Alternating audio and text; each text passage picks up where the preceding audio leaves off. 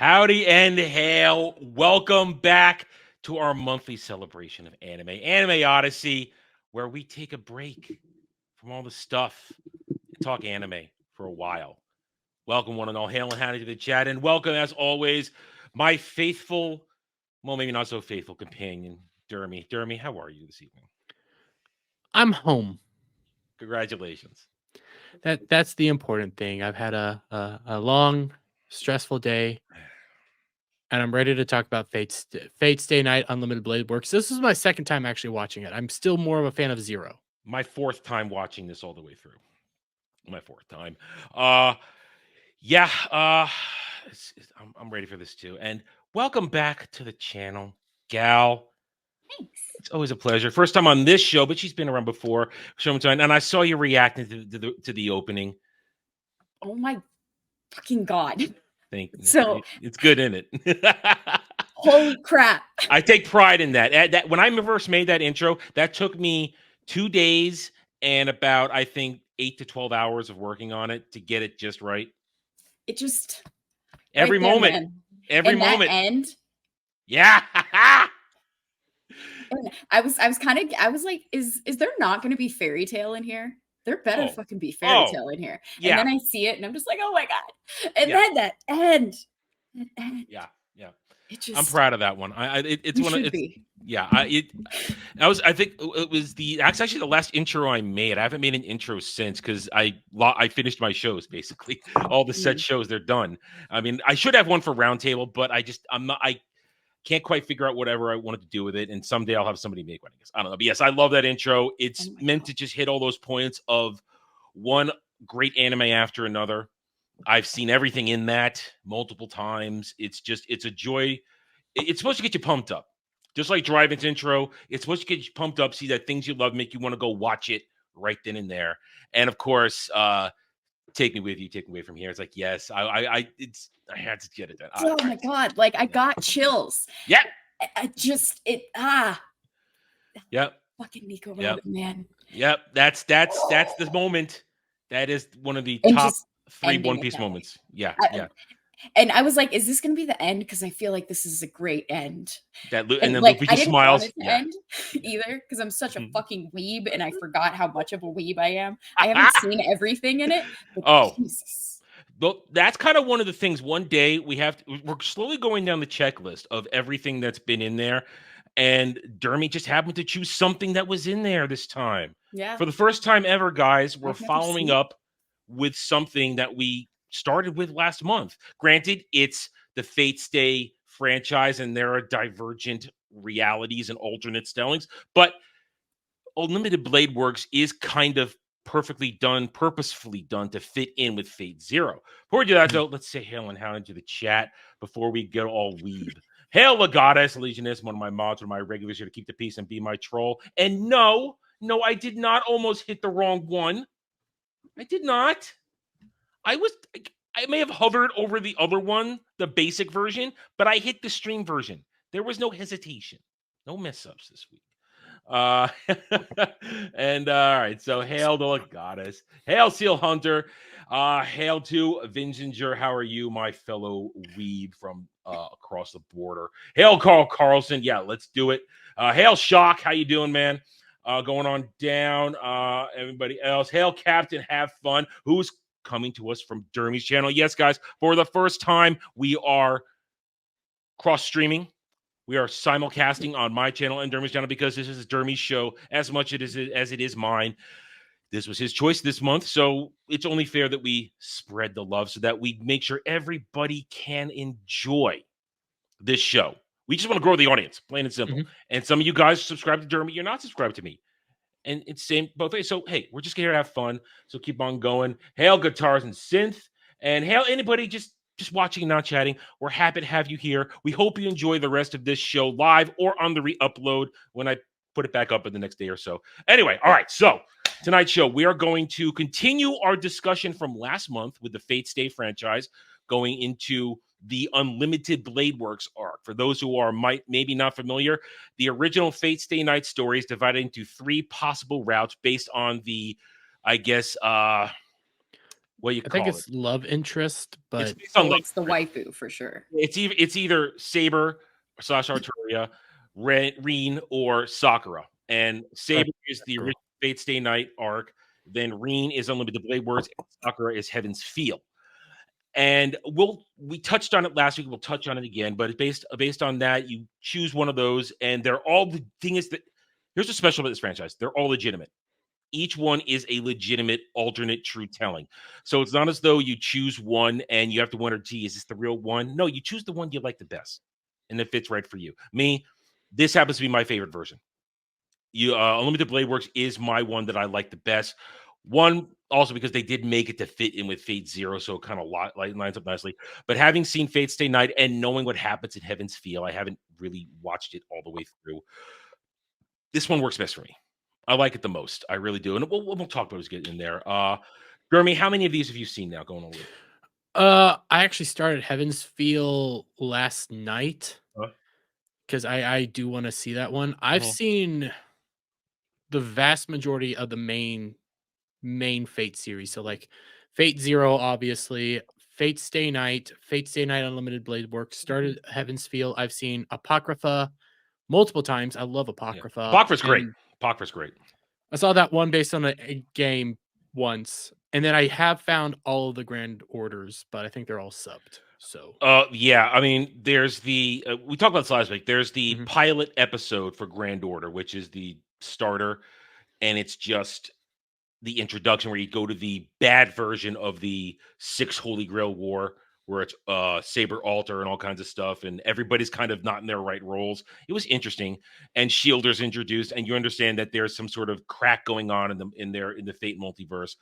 Problem is, though, as we discussed last time, it's based on a mobile game, which had chapters for the story. Problem is, when they decided to animate Grand Order, they broke it up in a weird way where they didn't what they did animate, they didn't animate it in order, and then the release schedule was all over the place. So as far as I know, and you might be able to correct me, last I checked, there was just the pilot, and there was eventually the medieval arc, and then the Babylon arc.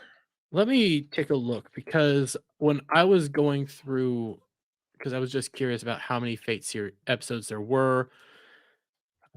Fate Grand. So while he's looking that up, yes, I have a question. What's your experience with that? And ask your question. And I literally just finished it right before this because my week was chaotic. Yeah. So I was warned away from it when I was younger. Really? By my brother. Not in detail. Like he didn't think that I would like it. He didn't like it, and I'm very similar to him. And that was based off of the OG, which is Fate Stay Night. And I know who he gets with in Fate Stay Night because my brother told me like later on, because he knew I was watching this. And I agree with my brother. I wouldn't have liked it. I don't know anything about it, just knowing who he got with. But I loved this so much. Like I don't care about any of the other waifus. I don't. And that's perfect. That's perfect because they're their own separate arcs. They're their separate timelines. They don't intersect. And here's why I like this one so much better than Fate Stay Night. It makes a whole lot more sense. Okay. With everything lined up, and with the events, you didn't watch Zero, so you don't know that's the prequel series. That's the previous Grail War, which you hear referenced in this. That just for the quick rundown, Reen's father was a participant in it. Kirei murders him, he was also a participant. Shiro's foster father, Kiritsugu, was working for the Einsbergs, and he had a whole different outlook before the outlook you learn about in this one, where he was trying to save the world. But when he came in touch with the Grail at the end of Zero, he learned that the Grail can only make a wish come true through means that you are capable of doing it yourself, which means if he wanted to save the world, he had to keep killing and killing and killing. The Grail would just keep killing people. Problem is, to save one group and kill the other one, but then suddenly the next group would have to be split in half, and you have to keep killing till there's only 2 left. And at the end, he was left with killing his wife and his daughter, who you see. Ilya is his daughter. The tragic fate of Ilya. Like, that's one thing that I didn't like so much. as like looking at it from a standalone story, because I have zero plans to watch any of the others. You don't need to. I love, and that's what Dermy told me. Like he forewarned me about it and like gave me a background of it. And then after talking to my brother, I was like, so this is kind of like a choose your own adventure type. A little bit, because it is. Yeah, because there's the original story. There's a point where everything's the same, and then it diverts where you, as Shiro, choose your love interest, and then it goes down that path. All right, keep going. The only constant that you need to know is Fate Zero is the prequel. Yeah, right. That's the only constant. Yeah, and so one thing that I didn't like, basically, as it's standalone, Ilya like mentions. Is Shiro her brother? Yeah. He would be her adopted brother. It's, it's the Japanese so it thing. was so I wasn't sure about that. And so I had that thought in my head that she's his daughter, and that's where that connection was. But I didn't like her ending like at all. It's tragic. You see, in Fate Stay Night, she survives. Of course, that battle goes completely differently in Fate Stay Night. If I remember correctly, Gilgamesh is not the one that destroys Berserker in Fate Stay Night. Archer sacrifices himself to stop Berserker in that one. Oh my God, Archer. Well, here's the thing. You have to kind of watch all three, or at least know the story of all three, to get all the things. In Fate Stay Night, you have no idea that Archer is the heroic spirit Emiya. You have no idea. And so those are like some of my questions. In the others, Gal, without seeing Zero or knowing about Heaven's Feel, you would not know that technically Sakura, the purple haired chick, she's actually sisters to. She's Rin's sister. Yeah, because in Zero, her father gave her to the Mato family. Oh, and then you only got a glimpse of them when Shinji and Gilgamesh are in the basement. You see those bugs running around. That basement used to be filled with worm bugs, and so that's why Gilgamesh was like watching over her at Heaven's Feel has the answers to that one. Okay. And that's okay. So my original question, when Dermy was looking up whatever he was looking up, because I forgot, but that was going to be my original question. Like, do some of the tethers get answered that weren't answered in this? All the different ones get answered depending on the thing. What goes on with Sakura and Gilgamesh gets answered in Heaven's Feel. But in Night and UBW, that scene where Rin sees him talking, that's in both of those, because that's still everything kind of diverges once Shinji's boundary around the school goes into effect. That's where things start to divert, because there's always the alliance between Shiro and Rin. There's always the fight with Lancer and Archer. There's always the fight with Archer, Lancer, and Saber right there. And then from that point on, things start to differ.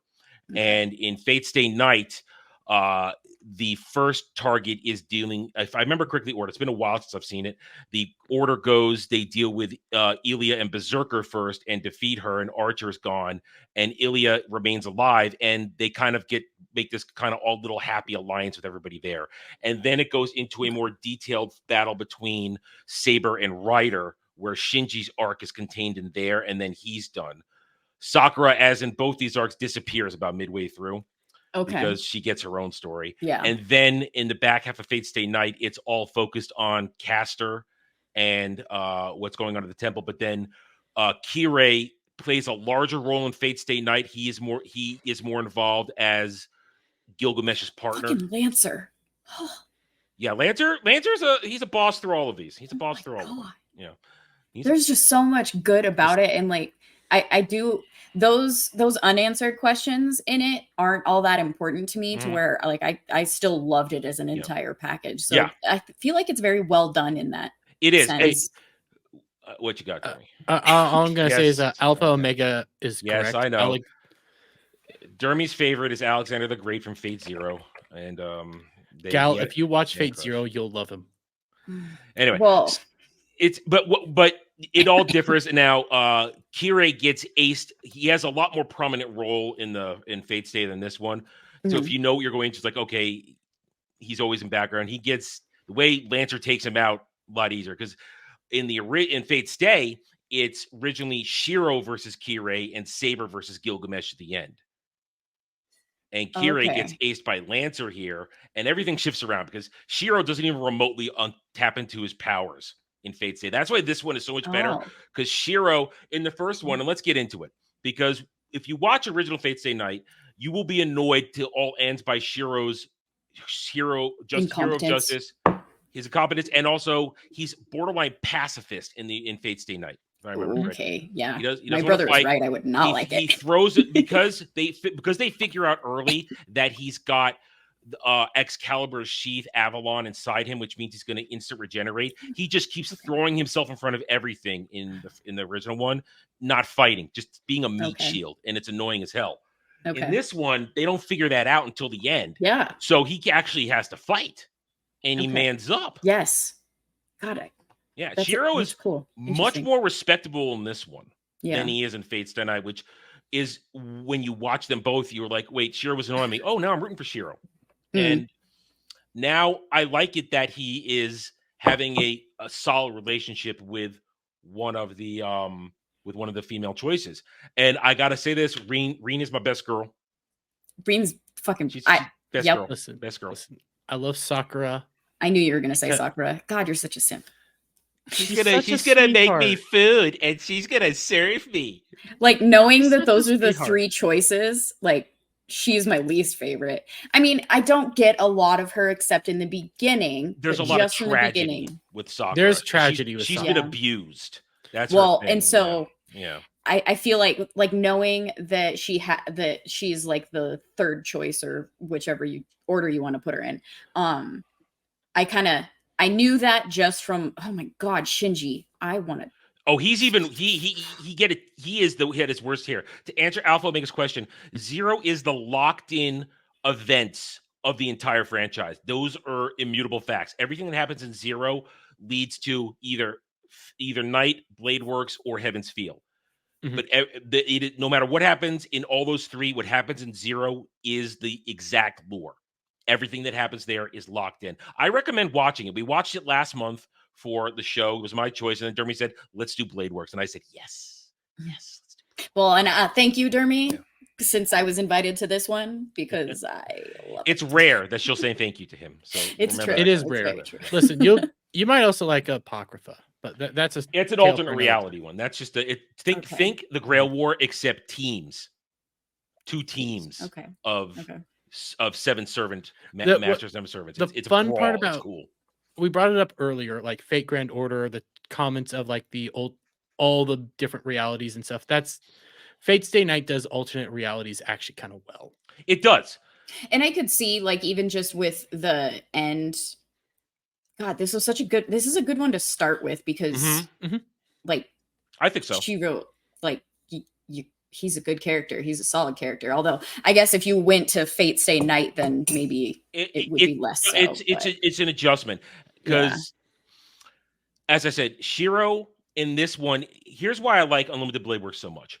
And let's keep diving in as best as we can. We're going to jump all over this. Sorry guys. that you have to explain the other stuff. No, it's perfectly fine. We're It's being perfectly fine. nerd weebs. We love doing this. And the chat loves it too.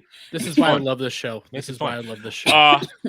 The fun part about this one, why I like the most, is that it feels to me the most grounded, and everything that happens in this one makes the most sense to me in terms of a storytelling option, storytelling perspective. When you look at Fate Stay Night, Shiro falls in love with Saber. Mhm.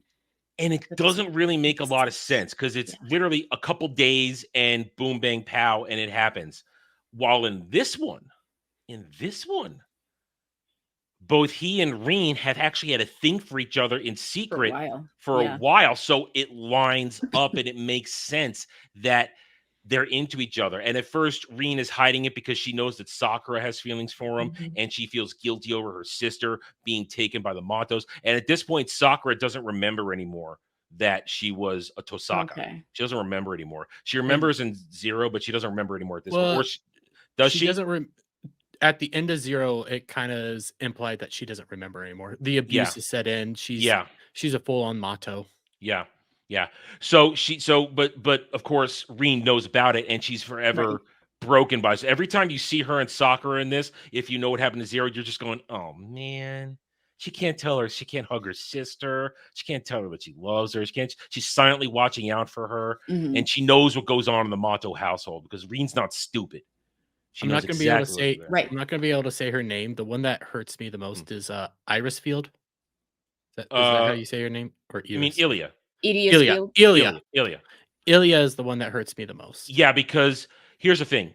We know at the end of Zero that Kiritsugu tried to go back to Russia and get her, but they wouldn't let her in. They wouldn't let him in. They wouldn't let him in. I had a feeling that he was coming back. He tried. Something happened, because just knowing him from this, the Einsbergs wouldn't let him in because he wanted to get her and bring her back and raise her with Shiro. But the Einsbergs wouldn't let him in because they closed off the magical barrier that lets people through their forest to their stronghold. And then, as you saw in this one, Ilya gets visited by the shade, the remnants of her mother, who was the vessel for the Grail in Zero. And when Kiritsugu kills the Grail in a fantasy that to reject what it's offering, because he says, I can't kill the world like this, it's not right. Then that shade traveled all the way to Russia to then corrupt Ilya, and then Ilya continues to be tortured because the Einsbergs. Did I say Einsbergs? Yeah. Einsbergs. Their whole thing is making homunculi and trying to craft the perfect weapon. That was going to be my next question. Yeah. Is Ilya? She's a hybrid. She's part human, part homunculi. Okay. Because Kiritsugu married and had a life with her mother, who gave birth to her. Who's a homunculi. Yeah. Okay. Yeah. Yeah. Hey, listen, the artwork and designs of all the characters of the show, both male and female, they're all sexy. Every last one of them. And it's beautiful. Here's the thing also. Zero and Unlimited Blade Works, that was the UFO Tables new art design at this time, and they just nailed it. It's got the grace, yet the sharp angles kind of combined into one. That is, and the animation style, like we said in Zero last week, every movement is beautiful. Every fight is well choreographed. No repeat cells, no nothing. It's blow for blow. You see it. It's great. But yeah, so Ilya got corrupted, and then she was broken. And then when Hercules was there, Berserker, that became her rock because her father wasn't there anymore. And that's what makes this more tragic, because in Fate, that's the one nice thing in Fate. In Fate, she survives. And she gets welcomed into Shiro's family in this hodgepodge family putting on. But in this one, it's as dark and gritty as Zero was, where she was doomed. And it's just so not. And it was Shiro not even knowing that he had an adopted sister. It's so sad. Yeah. Now but it works though. It works so well. And oh my God, just the fact that Archer is him in the future, and like I picked it up like I was going to ask you, when did you figure it out? So it was like at the end of the episode before Reen starts talking about it, where I was questioning it. I'm like, you have the same weapons, and like I didn't remember that it could be a future self. Well, that's the thing they didn't make clear early on. They never actually specified it. That's why it was originally I'm glad they a shocker. Didn't. There is one major clue, and I think this is my fault, because when I sent you the episodes earlier this month, I said don't worry about the specials, but that was before I looked in the files, and they didn't put the prologue episode in. So did you watch the prologue? So Dermy sent me a link to like a site. 00. Yeah. Well, you had it. It was there. It was in the package I sent you. It was in the other folder. Okay. This is my mistake. I realized it the other day. Wait a minute. I think I told her not to do this. And when I started watching a few days ago, I'm like, wait a minute. Why isn't this episode where it is? Like, oh shit, it's in the specials folder. And I told her to ignore that. It's okay. So I'm not going to say I ignored what you said. I wasn't sure what you were talking about. So I just went to Dermy's message and I used the site. Yeah. Okay. The special site. Yeah. So it did have the prologue. Okay. The prologue was there. I just told you to ignore that folder. Yeah. Because I didn't realize they organized it that way. Because the prologue for this is supremely important because it lines up Reen's activities at the start of the Grail War, and it gives you the giant clue with the pendant. Because Archer brings her back the pendant, and then when we get to episode 2, we see that Shiro has the pendant. He puts it in his drawer. Yeah. That's the first clue. And I actually didn't pick up on it from that. It was more so when he heals him, well, not heals him, like when he overexerted himself and his arm went numb. and Archer basically had said he something knew what was similar going on. happened to me. Yeah. I was like, so at first I was thinking, are you an ancestor of his? Mhm. And I was just like, it's too weird to be an ancestor type of situation. I feel like if it were an ancestor, there would be more similar looks about them and stuff. And so I just kind of started questioning it. But it was her kind of monologue, Reen's monologue in the next episode after I had my suspicions of it, where I was just like, okay, it's totally fucking him. My brother, the jerk that he is, he doesn't like spoiling things for me, which, you know, That's of good. course that That's good. makes him a Spoilers jerk. are bad. Spoilers But I are always bad. get mad.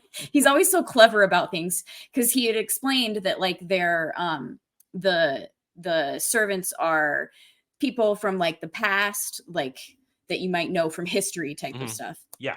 And he's like, I think he's Robin. Like Robin Hood. Robin of Locksley. Yes. Yeah. And so I was just like, I mean, that makes sense. And He's I an bet he's something archer like this. and stuff. But it was the blades and stuff. And I'm like, what? You know? And so I go into his room after I figure it out. I'm like, you're such an asshole. You think you're so clever. You have to hide things from your sister. Yeah, it really is. It's done really well. It's because if you watch Fate Stay Night, there's no hint of this at all. You know that Archer doesn't like Shiro, but there's no reason great behind reason it. for that and all, because he dies fighting Berserker. But then in this one, because Archer, each of the series has a servant at the center. In the first one, it's Saber, who is Arturia Pendragon. And I'm going to ask you a question about that in a second, though, because we want your opinion. We asked Devil last month, and we're going to ask you this one now. But so you got Saber's this one, Archer's in this one, and in the third one, it's Ryder, who is Medusa, who was Shinji's servant. She's the main servant in that one. But each of these three characters usually play a significant role early on, because again, or in all three of them, Saber is Saber, always throughout it. In this one, she's still important. Even in the third one, she goes dark. They call her Alter Saber, because she's gone dark and evil in that one due to the events of Heaven's Feel.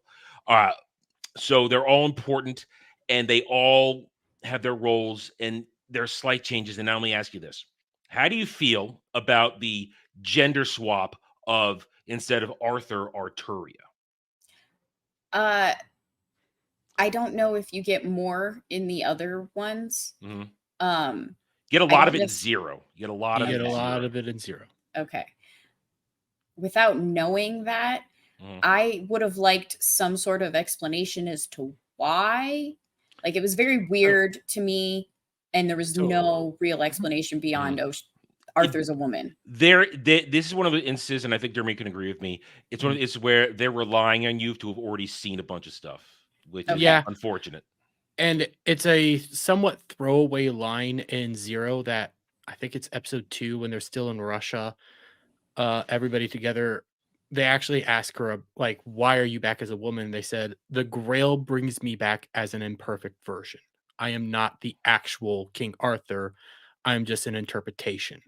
Okay. But at the same time, in her history, she's still, because in this one, because this one completes her personal arc from Zero, where she hated the fact that she had the Grail stolen from her, because she still believed she could use it to change her history. But in this one, you saw the moment where she comes to terms with all, where her fate, no matter what, was the right choice, whether she remained the farm girl or become King of England. Right. Pretending, because here's the thing, in her history as Arturia, she pretended to be a man. And that was the thing. She was not the world didn't know that she was a woman. She was pretending to be a man the whole time. And her knights were, keeping that secret. Because in Zero, do you mind if I spoil something? Oh, yeah, go. Okay, good. In Zero, Berserker in Zero is Lancelot. And she has to fight Lancelot in Zero. Okay. And there's a lot of tied into her regrets in this and that. Yeah. And then when it comes to like Apocrypha does kind of play onto Saber's story, like Arturia's story. Because they have Mordred in that one, who's a clone. Is Devil gonna watch Ultimate Blade Works? He said he's not interested. No, we barely got him to watch Zero. Listen, Zero's darker than this one. This one gets dark. Zero is much darker. Oh wait, no. So he watched Zero, not Fate Stay Night. Yeah. Oh, okay. Yeah. Okay. Yeah. Right.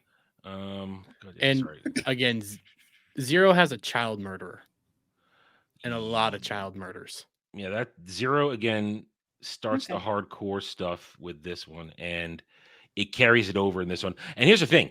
Unlimited Blade Works, while it's gritty, it's not dark, it's just gritty, it's grounded. Heaven's Feel is dark as shit. Well, I could see that. Yeah. And like I felt very sad for Sakura. Mhm. But I wouldn't like her as his choice. I mean, I know I haven't seen it, and there's going to be background and more. There's more to it, but but again, Reen as our heroine in this Mhm. one, she's compelling because this is why whenever, and you're familiar with this gal, whenever we get pushback in all this pop culture world bullshit about, oh, you just don't like strong women. You know, I knew that's what. Yeah. yeah. I mean, Reen is the perfect female heroine. Yeah. In terms of, because anime gets it right. They know how to do it. Yep. She is strong yet weak. I mean, how many times does she get slapped aside Mhm. by stronger foes? It's like, boom. Yeah. Knocked her out. When they're fighting, I suddenly forget how to pronounce his name. Caster. Caster's master. I'm not going to be able to say that name. Suichiro. Okay, what's what I'm saying? When he knocks her the fuck out at the gas station. It's so weird. I was just like, fuck yeah. She tried to fight. Like, dude. no, she's out. She's out. And this dude's a superhuman. And then Shiro just like, you just touched my girl. Yes. Oh my God. And in anime, like when it's kind of like the weaker willed character, male character that's your main character and has to grow, a lot of the time, you know, he's pretty much going to be, and there's the strong female that's going to be his opposite. Like animes, a lot of them tend to lean too much into him, like him as that main character that's a bit weaker, not having the same type of chivalrous type of attitudes. I adored this because although Rin is the strong badass chick, she's also got the soft side where she gets embarrassed and like has these feelings and doesn't know what to do with them and hates that she has them.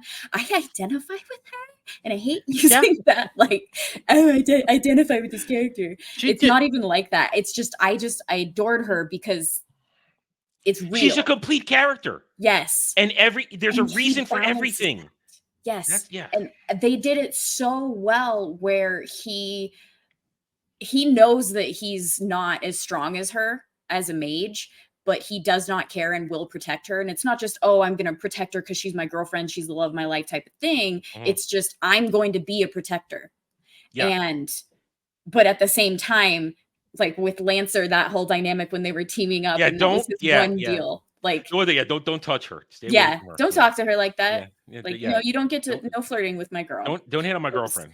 And it was just so good and so well done. I know. And I loved that out of an anime where I'm kind of used to the weaker willed males not necessarily having that characteristic, and they did it really well. They didn't lean too much into it. It was so good. Kind of a side note. Yeah, you would like Excel World. I've never even heard of that. Excel World. Wait, I think because of the weaker-willed character. Well, that's the one with the pudgy fat kid, right? Yeah. Yeah. Okay. She would like Excel World. That one just ended. They didn't finish that one. It did in the manga. They stopped animating it. Yeah. What happened was Sword Art Online became more popular, so they went with that direction because they're set in the same universe. Yeah. And made by the same people. I'm not really a big fan of Sword Art Online. But you would like Excel World. The way you're talking about the male characters, you would like it. But but you're right. It works because Shiro's dynamic and Reen's dynamic, and that I go back to what I said earlier. It works this one because it feels real. It doesn't feel suddenly thrust forward. It doesn't feel coincidental. They know each other. Yeah. And they're comfortable with each other. And each one is missing something when it comes to the terms of being a hero. They're each missing something the other has. Reen can only do so much on her end, and Shiro has to do on his end, and he doesn't have the knowledge she has. Right. And the experience either. And their relationship is just, it's great. And I love their theme, and I'm drawn in every time. Like, And I have very few complaints about this season. It's just I have a couple small complaints. Just few. One that listen. When it comes to my anime couples, I am mushy as goddamn hell when I want them to have their moments. Mhm. I never got my kiss. I know. I was so sad. got Even when they were older in the epilogue. I was waiting. her You have to baby understand. on. That's different. Her I like baby that slap moment. was Listen, nice. at that moment, it's clear they're effing. It's clear they're effing. We know they're effing. You don't put your you head could in your have at least given me a kiss then. Yeah. You don't put your head in your boyfriend's lap like that if you're not touching the ding dang. But Listen, go ahead. That's all I needed. Okay, all I needed was to her like put his head in his lap and then beat up on him a little bit. That's all I needed. I know that was the confirmation that they were at that point. But I like a kiss. I like a kiss. Well, even when she was giving him like the symbol, like that could have been an opportune moment where like she got all like embarrassed and shit, and he just like grabs her and kisses her. Yeah, or it could have been the awkward kiss, that even moment. just like knowing this is the gayest conversation we've ever. No, it's not. It's romance. Just blame me. I'm the chick. It's fine. Romance, you heartless fop.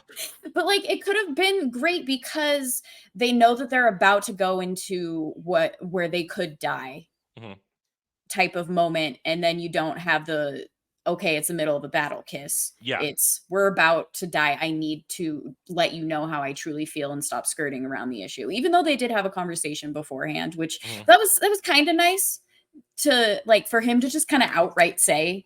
A lot of times, it's one of the things I like about Unlimited Blade Works Shiro. He doesn't do the stereotypical, I'm not going to say anything, I'm going to dance right. No, I like you. And he might just be looking away, and it's kind of a nonchalant thing, but it felt like very on character for him, where it was just like, you should know this about me, but I'm going to say it. Like, yeah. And you have to understand, when I watched this when it was premiering, 10 years ago at this point almost. When it premiered, I was watching it. When it got to episode 24, and we had the conclusion they won, and then I realized, oh shit, there's one more episode this week, and I was epilogue episode. Yes, epilogue episode. It's gonna be a complete thing. And I got the epilogue is, as I said, 90% complete. And the reason that I can hold on to it and be okay with it is the fact that when they have their final conversation in the kitchen in his apartment or their apartment, where he says, I guess I'm going to be dragging you along with me this time. That means she went with him. Yes. On his journeys. And we're going to come back to that, but we're able to get that little moment. And that is enough for me. It's just enough for me to not be too unhappy that I don't get my kiss, because it proves that, okay, yeah, they are together and she's going to go with him this time. And I'm going to put a pin in that because I want to come back to talk about that when we really dig into talk about Archer. But it works. And it's satisfying. But it's because of that moment where I'm so involved after watching this again for 25 episodes, 26 if you count the prologue. This is why I go years between watching this. I have to wait, because at this point I want more of Rin and Shiro doing stuff. I want another adventure, and I know it's not out there. Yeah. It's not out there. So I'm in this limbo state. I'm in this limbo where I'm having postpartum couple depression from an anime show where I've been invested in these guys. Yes, I've seen this 4 times now, and I enjoyed this as much as I've enjoyed it the first 3 times, and I had a great time. And now I want to hang out with them some more, but their story is over. Yeah, and I have to move on. Fortunately, I have a whole stack of new anime I haven't even watched yet, so I can drown my sorrows very easily. Anime's so good about that, but it sucks at the same time. I'm still working on last season. From when I got I'm working on stuff. Go ahead, Darby. That's one of the best parts about Fate is almost every Fate installment is good. Even some of their more weirder ones, because they have Magical Girl Fate. Never even touched one. Yeah, that's Ilya's story where she's just Magical Girl Ilya. Yeah, it's weird. It's weird. It's weird. Haven't touched them, but I am interested because I like Fate. Fate's this wonderful world. I even like the MOBA game. It was a gacha game, but I liked I didn't spend money on that shit. I told you that last month. It was really cool because they also gave you more in-depth detail on every possible hero you can summon. Mm-hmm. All right, let's shift gears. Let's go back to the characters because the story is getting talked about. Let's talk about him. Last month, we got to talk about him as our villain. You got a taste of him more towards the end. How do you feel about Gilgamesh, Gal? Oh God, I haven't had a Because moment to think about it. Gilgamesh, you get more of him in Zero, and here's the only failure of Gilgamesh in the season. He's not in his full regalia. He never dons in this one his full servant's regalia. Let me bring it up what it looks like so you can see what he looks like when he's in full servant mode. If you thought he was gaudy now. Well, and I didn't really like you get the glimpse of it like when he's in his past and he's got his lion next to him. That's him in casual wear. Here he is in his like in modern casual wear is what I see him as. Yeah, he was kind of a little underwhelming. You needed to see him in Zero. Yeah, you needed to see him in Zero. Evil he seemed. Yes, he's a guy you'd love to hate. Yeah, because he is so arrogant. He's so bad. He cares only about himself. But it's fantastic. I mean, here we go. This right here. This is him in his full regalia. Part of it. Here he is in his. Here he is right here. That's how he generally looks in his full armor. God. Here's I'm another. Super sad now. Yeah. Here he is. Here's another shot. Oh, and that's him on his flying. That's when he's sitting on his air. He has an airship jet. What in Zero. And Gal, he flies it literally by just thought. He's just like this. There like just bored out of his mind. Here's a shot of it. Here's a shot of it right here. That's basically how he's sitting in it when he flies it. He's like, yeah, I'm gonna fly this around. Because in Zero, Lancelot Berserker's ability is to take over objects. There's a dogfight between F-15 or maybe it was an F-15 and Gilgamesh's airship jet. In that one, I mean, it's crazy. So this is Gilgamesh in his full regalia, and he just they do a pretty good job in this one of describing how he's built to kill other heroic spirits. Yeah, because he could just dominate. Oh yeah, like he was very OP, like from the start, it seemed, but then there wasn't a lot about him. That's why I feel very underwhelmed as to like, is there a reason that he's so evil that I don't know. I just feel like there was more. I'll explain Gilgamesh, but first I want to acknowledge a membership chat from Dermies. Dermy, go ahead and read that. Real Wade Nation Gaming Clips member for 1 month. Thank you very much, bud. Dermy is a raccoon, and Gal needs a Wade hat. It opens your life to happiness, and Gal should run for 2028 presidency. I don't know if I want Gal to be the president. You could be the gay best friend of a president. That's true. Oh, ooh. Something like that. Hang on, full screening. Can you see it? Can you see it? There you go. Ooh. There you go. Like that. So I need what now, Wade? Run for president. Now you just got to run for president to make it all come true. Oh, okay. All right, so here's the thing. In Fate Zero, Gilgamesh was summoned as the archer class in Fate Zero, and he served Reen's father. Oh. And he basically, his whole attitude is, the world is mine. The world belongs to me. I am the king of everything. You're all my possessions. He looks upon the world as his possession, and you have to serve him and do what he says. And that's why, like, most noble phantasms belong to him as well, because he views everything as at one time. Because his noble phantasm is called the Gate of Babylon. So when he opens those portals, as you learn in the show, he's summoning noble phantasms from his treasury.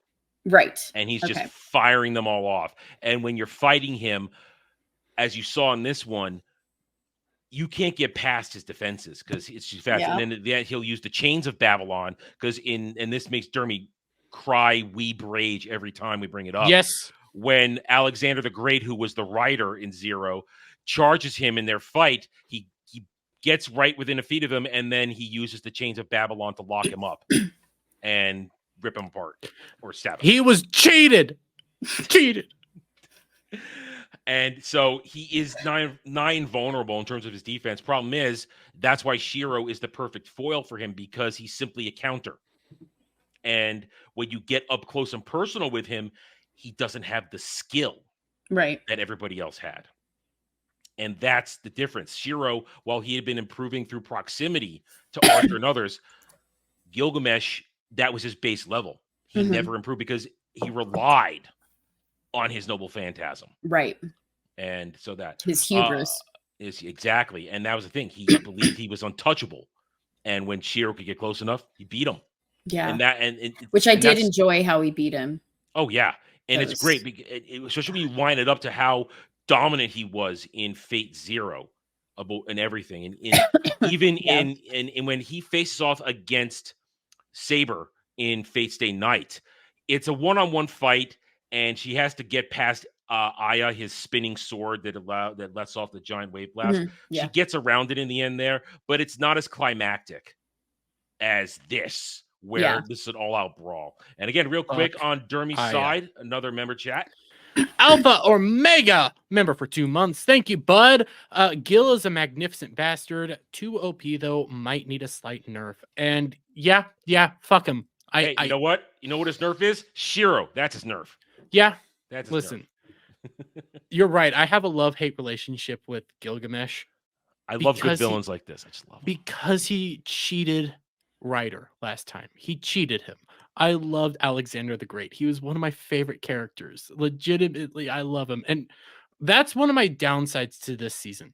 I don't feel for one of the characters the way I felt for Gilgamesh. Oh, that's not Gilgamesh, but you mean the servants. Yeah, the servants. I didn't feel for any of them the way I felt for Alexander, because Alexander is this. Well, that's the difference, though. This one, Fate Stay Night. I mean, the Fate Stay Night trilogy is more about the masters than the servants. The servants had a much larger role in Zero because they were part of the grandeur of it all, and such powerful characters like Alexander, like Gilgamesh, like Saber, Arturia. In this one, remember the story centered around Shiro and who he chooses to be his romantic interest. And therefore, while these are interesting servants all around, I mean, you get a touch of Medea's backstory. Here's one thing I would have liked them to have done with the Unlimited Blade Works arc, because they hint at it, but they don't go ahead with it. I would have liked to have seen Berserker versus Medea, Hercules versus Medea. That would have been interesting, considering the mythology of the Golden Fleece. Well, that would have been interesting. They were planning on it, but then Gil comes in and fucks that up. That's what I'm saying. Okay, that would have been interesting. I would say the closest servant that I do like would be Hercules, just because when you see him there, you realize that he's not. Dude. He's not being a. He's not really a servant, and he's not doing this protector. He's a protector, and he's doing that solely by his own will. And and Berserker is great because he's a force of nature. When he gets introduced in episode 3, they did that. They did that right in Zero, and they did it right in this one. By the third episode, we're in the thick of it, and they drop Berserker in and his domination. Granted, Saber is gimped because Shiro is not a mana powerful master. He can't supply her with everything she needs. And Archer was dicking around. He's basically dicking around at this point. But it's a fantastic his theme. Dun dun. It's like, oh shit, you're not stopping this. There's nothing they can do. And it's imposing, and it's that epic nature that I like in the Fate series. You get that epic moment, that epic entrance and epic fight where, damn, I am just enjoying. I'm drawn into the fight. You're feeling so much, pretty much in every battle, and it's for all these different reasons, and they get you invested so quickly in it. The fucking caster Medea, that bitch. Yeah, I hated her. Yep. And then when she dies, I'm like, you realize her wish was to not betray somebody. Yes. Holy shit. I'm like, how did you make me hate her so much? She's so evil. Here's a good example. When watching Fate Stay Night, you hate Ilya because she's an obnoxious little bitch the entire show until she loses. And then suddenly, oh, now she's a sweet girl. It's like, now she's part of the team. It's like, damn it. God damn it. Now we know her a little bit what's going on. But that's it. Medea is a unbelievable bitch with what she's doing. And then suddenly I got my wish. I didn't betray somebody. Yeah.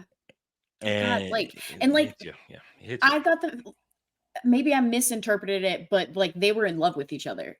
Like No, I don't think that dude could feel love. I don't think Soichiro could feel love. I think it's She loved heavily him. implied.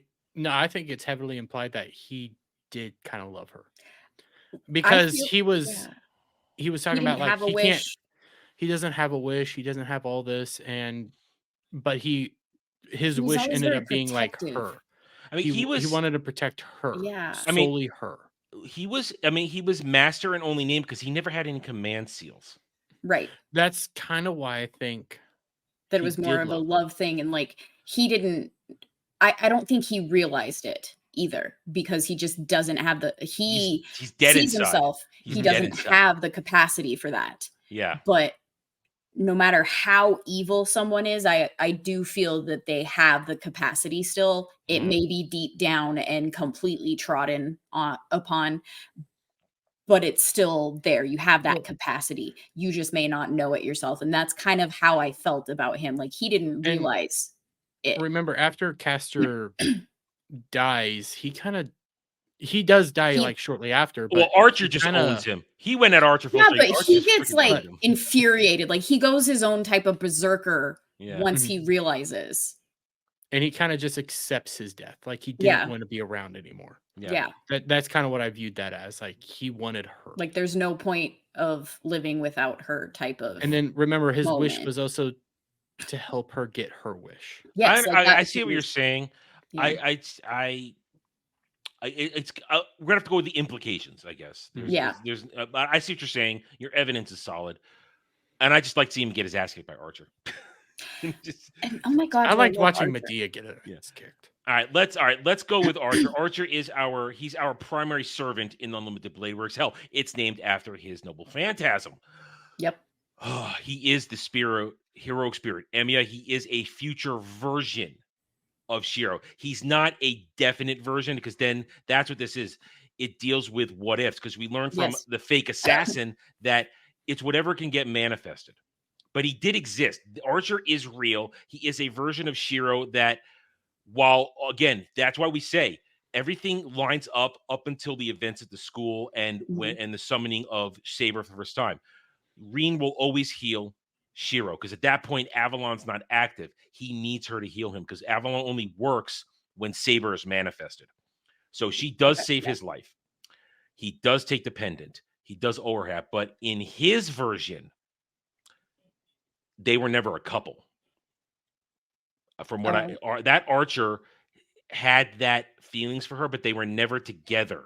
And I was questioning that, like after the realization, I was like, did you not have her? Because it didn't seem like, at least in any of the memories that were going on. Yeah. So from what that would make sense. I can pretty much tell that Archer in Unlimited Blade Works, heroic spirit Emiya, never had a relationship with Rin beyond possible friendship or possible alliance and whatever arc that played out in their version of the Sixth Holy Grail War.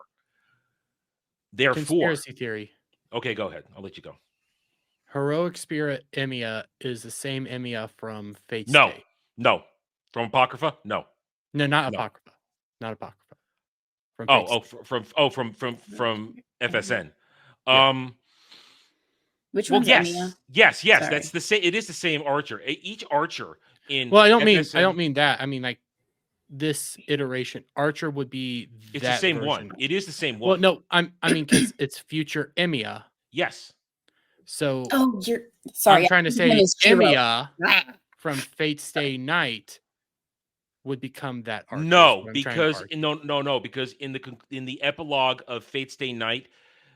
Shiro goes through the ages and keeps marching until he reaches that place in the beyond where Saber is waiting for him. Okay.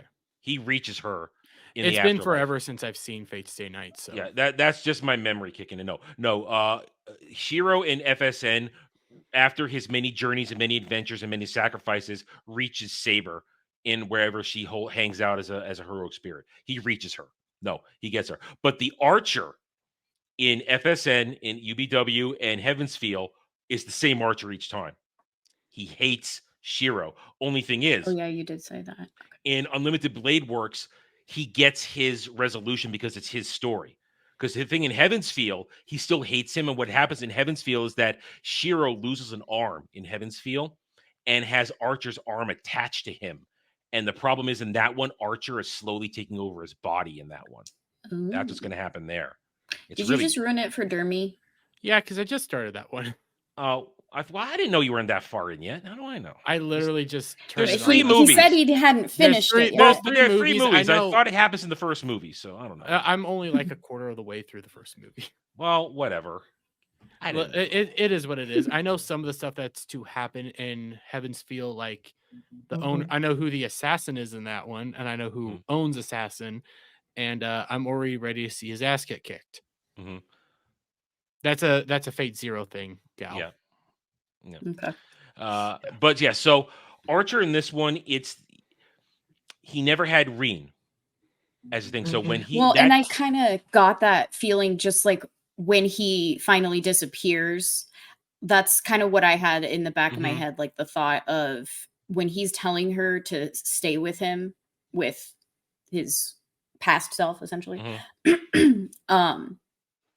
I was just like, I feel like you won't end up that way if Reen that's is the with difference. you. That's where I was going. Let's go back to my pinned comment from earlier. Sorry. No, it's fine. This is the logical progression. We're here. We reach this point.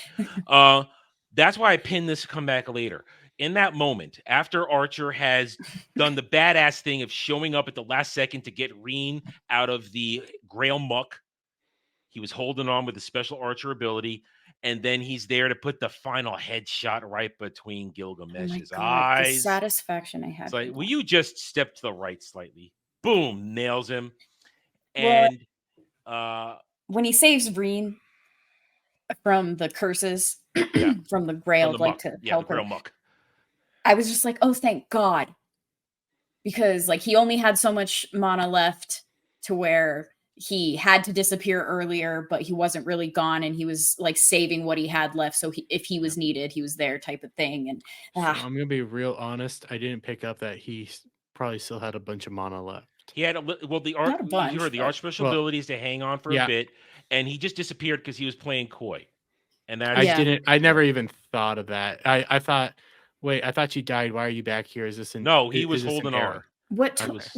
Why I felt like he wasn't fully gone is because I feel like he needed Shiro to realize that he had the abilities that he did, like to realize his powers, to come into his powers. There's a combination there. It's a combination of that. I mean, that's the thing. That's the real. This is watching it the first time. I had a hard time really not understanding, but emphasizing with both sides of their story, where the cynical, jaded Archer, the one who's nihilistic at this point, as Alpha Omega brings up in the chat, and I think we just explained that there's no way he could be the same one. Dermy has relinquished that suggestion.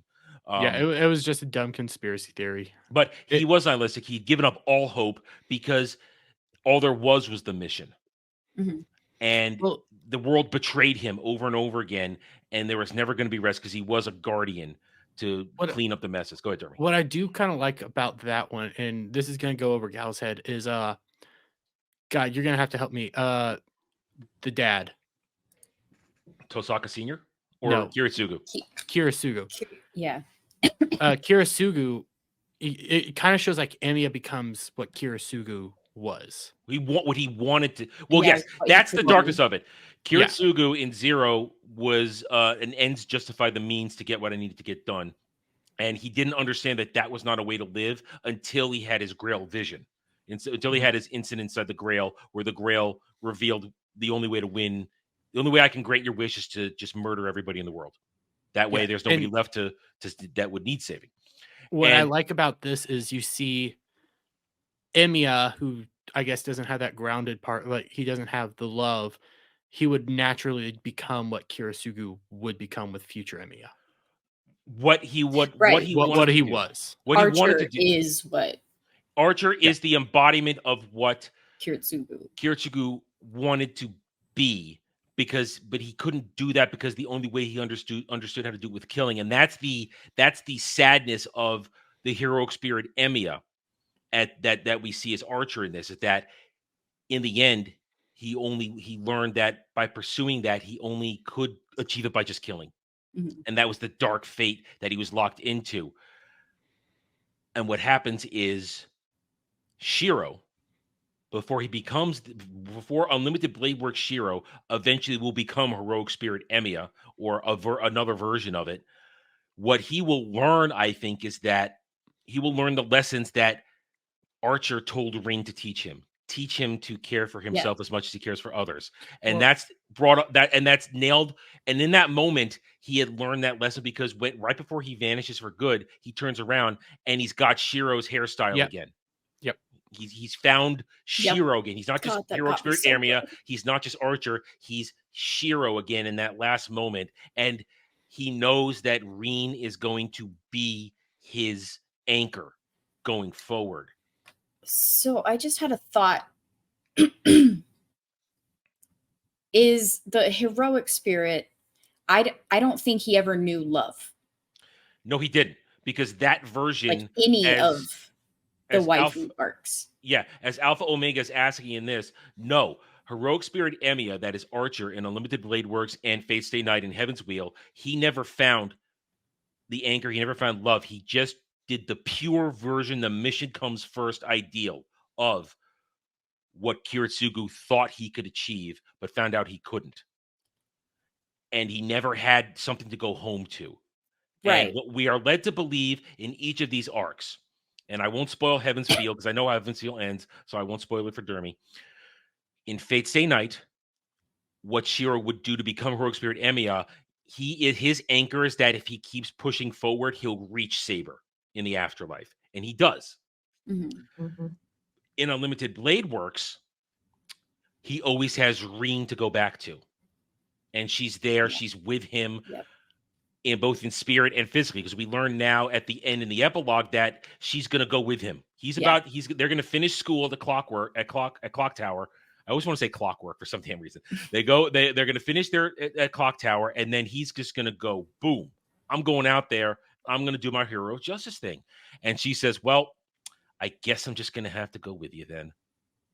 And the confirmation, as I see it, that she is what will not allow him to become the despondent, nihilistic, hopeless Heroic Spirit Emiya. And when they both reach the end of their days and he goes to he's going to go Guardian, that's his fate. Yeah. Either she will somehow join him, or he will have learned that ability to feel love and not feel hopeless. No matter what he has to go do, that part of him will be alive. Maybe to put it in that in the terms of Fates of Night, that circuit in him would not have atrophied, and he will now not become the nihilist. I think some way, shape, or form, she'll always be with him. In that, because you see when he's walking in the desert, he just smiles, and that means that he's centered. He is. Who and that's. I feel like the heroic spirit future of Shiro, because he has love, no matter what arc it would be. Like, because he knows that he'll never become the nihilist, even if he has to do what the nihilist had to do and become that, because he will always have that memory with him and know that he did what he set out to do. And even though he has to kill,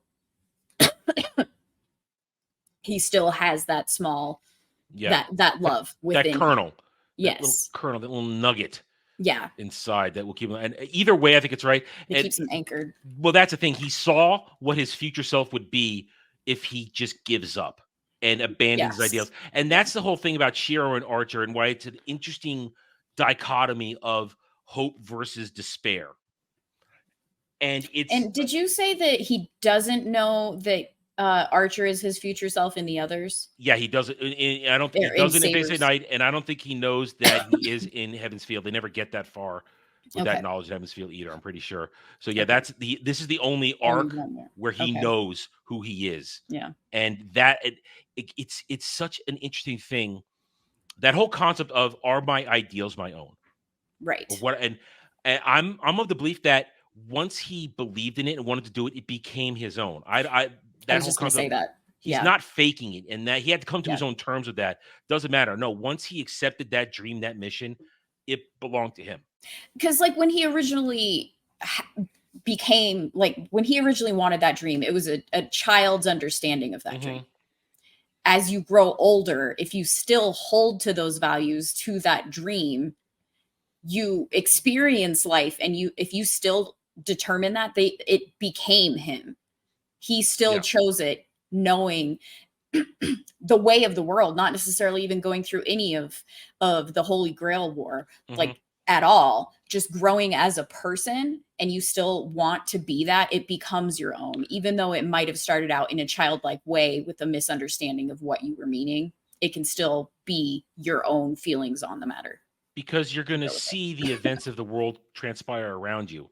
Yes. And it will alter and shape your perspective. And even after things are altered and changed like that, if you still hold on to it, it's yours then. You've crafted it to your soul, your being. And that's what Shiro had done.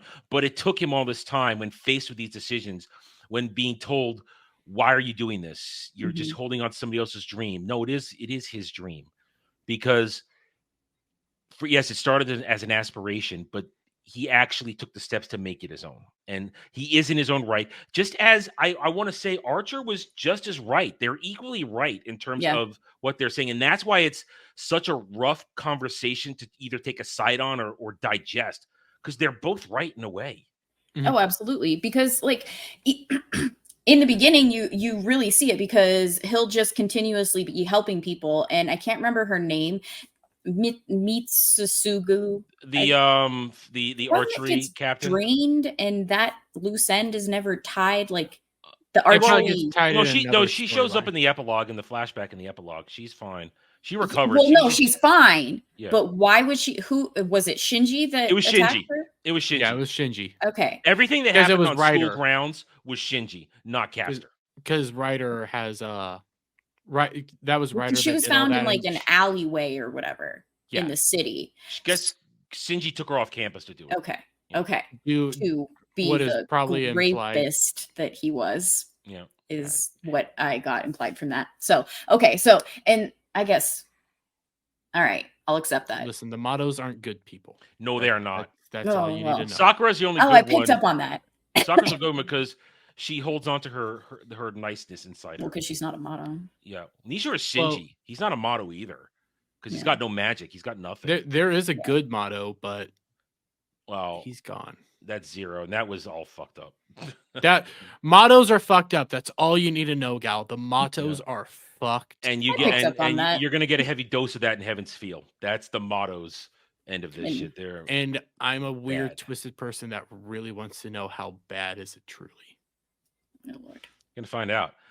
So what were we just talking about though? I was making and I distracted myself. It's all right. If it comes back, it'll come back. Interrupt if it comes back. But that's why again I like Archer and Shiro. They're push back each other. I love how Reen gets the whole thing. And she picked up on it really early, it seems. She's smarter than wicked she's smart. The smart one. She's the smart one in all this. Yeah. And how she was delicate enough to let it play out. She didn't force it. She let them each one figure it out, and she tried to influence when she could. Yeah. But she understands. But I love that part where she says, "That's basically why I love him. I love him because he's this stupid optimist who's going to go fight for the world, even though the world will betray him at one point." Right. Well, remember, it's a small moment, and Gal, you're not going to know who this guy is. That the random, I cannot remember his fucking name. It's Waver. It's Waver. Waver shows up in the epilogue. I know. You don't even know it's him unless you look it up. Is that the guy that's at the end when he's the teacher walking through the school? At that point he's Waver El Malloy because he's taken on he's now an El Malloy at that point.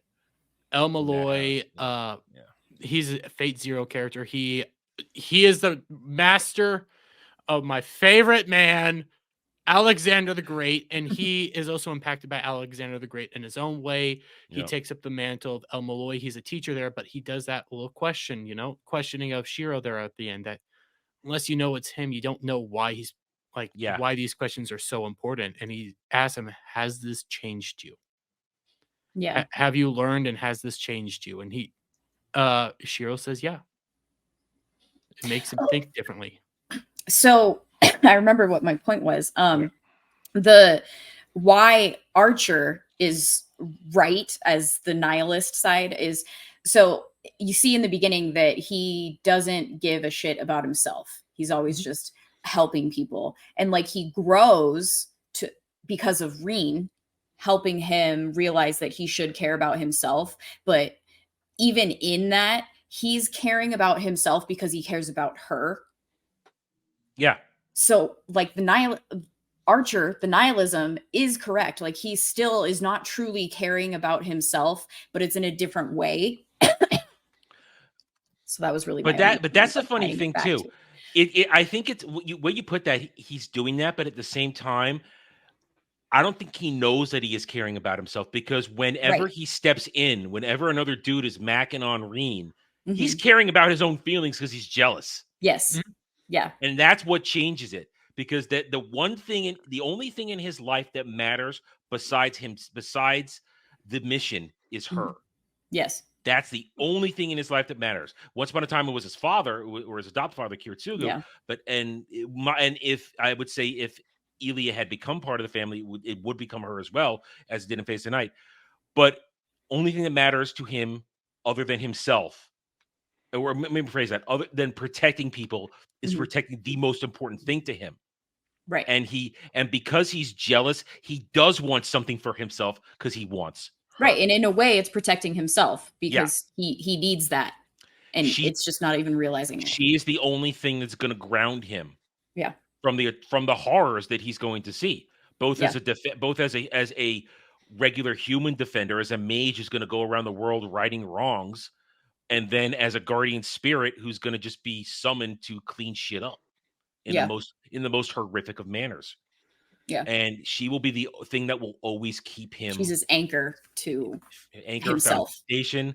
And I like it that it's that love anchors somebody. I like that. I like. Well, and that's so when I brought that up before, was like in these arcs, like Archer never had that. Like he never knew love, so that's why he became the way he was. And I feel like it's a commentary on that. No matter which version you like the best, no matter which ones you watch of the post Zero, it's the point of it that love makes the world better. It makes the difference. Like, yes, it's that special sauce, the ingredient in the special sauce. Yeah, it's what pulls it all together, and that's how they always are able to push through in these. I mean, it's an anime trope that the feelings, the one you're fighting for, it's what gives you that extra push to win the day. But that's why I like Unlimited Blade Works. It makes sense. It's not contrived in this one. Yeah. It's grounded in this serious discussion of beliefs and inner workings and how you see yourself, how the world sees you, how you see other people. It's not just thrown in there as, oh, here's a romance arc to go along with what's going on. Oh, here's maybe a love triangle, this and that. No, these are especially in the Fate series, in the Fate trilogy here, Shiro chooses one chick. There's no love triangle. When he chooses one, it's locked in. You know how refreshing that is because of the trope of anime. Like there's tends to always be some sort of love triangle if it's gonna have I love my in harems. it. Well, no, there's harems and then there's love triangles. Yeah, I'm not doing that. So I like my fair share of let's see who's gonna win the romance war. But I would say 7 times out of 10, it's done with ham-fisted attempts. They don't put the work in. They don't set the foundation enough to have it be successful, and that's something I'm going to talk out in the second half of tonight's show. Or they do what they did in Bleach, and there's only 2 seasons of Bleach in my eyes. Like when he saves Rukia, Bleach is over to me. Fuck everything else. Orihime is Orihime's the worst. Don't even try to argue. Don't talk bad about Orihime. Rukia. No. You see, I'm torn right now. I haven't seen Bleach, but I want to side with one of you. Orihime is so obnoxious. She's so needy. She's so pathetic. I cannot. Dude, she stands up for herself in Hueco Mundo arc. She grows in the Hueco Mundo arc. So, full disclosure, I basically got halfway through the arc after he saves Rukia, and I'm like, I don't care about this anymore. So I haven't. So you started with the Ioris. You didn't get through Erica arc. You got to get to Queco Mundo. That's where the shit goes down. And then it gets ruined. It's pointless. No, Bleach You see- ends for me when he saves Rukia, and like I can just fanfic in my head. Orihime and Ichigo have a kid. No, I don't give a They're shit. married. I won. I won that one. Stupid freaking ending. That is one of the only shipping wars I ever won, and I'm gonna. Is Orihime the redheaded one? Yes. The giant boobed. I'm not gonna lie. I'd Gal, rather. I'm sorry. We have to go with the Orihime. I have to go with tits? Orihime. Go fuck yourself. No. Not just the tits. I liked her design. She had big tits, and I like that color of red. I really do. I love Orihime. You mean when she steals that kiss while he's sleeping? Oof. Romantic. Oh, Reset the Crypt. Everything after Aizen That's reveals my himself. Aizen reveals his trash. Hey, That's that's your opinion. I like all Bleach. I'm waiting for the 1,000-Year Blood War arc to end. I've read it through twice manga wise. I'm waiting for it to end to watch it anime Yes. wise. I was kind of hoping that he was about to 100% shit. agree. Listen, I was kind of hoping that your brother was about to shit on you. That's why I was trying to. Oh no, Hey. him and I are on For the once, same you're page. aligned on something, huh?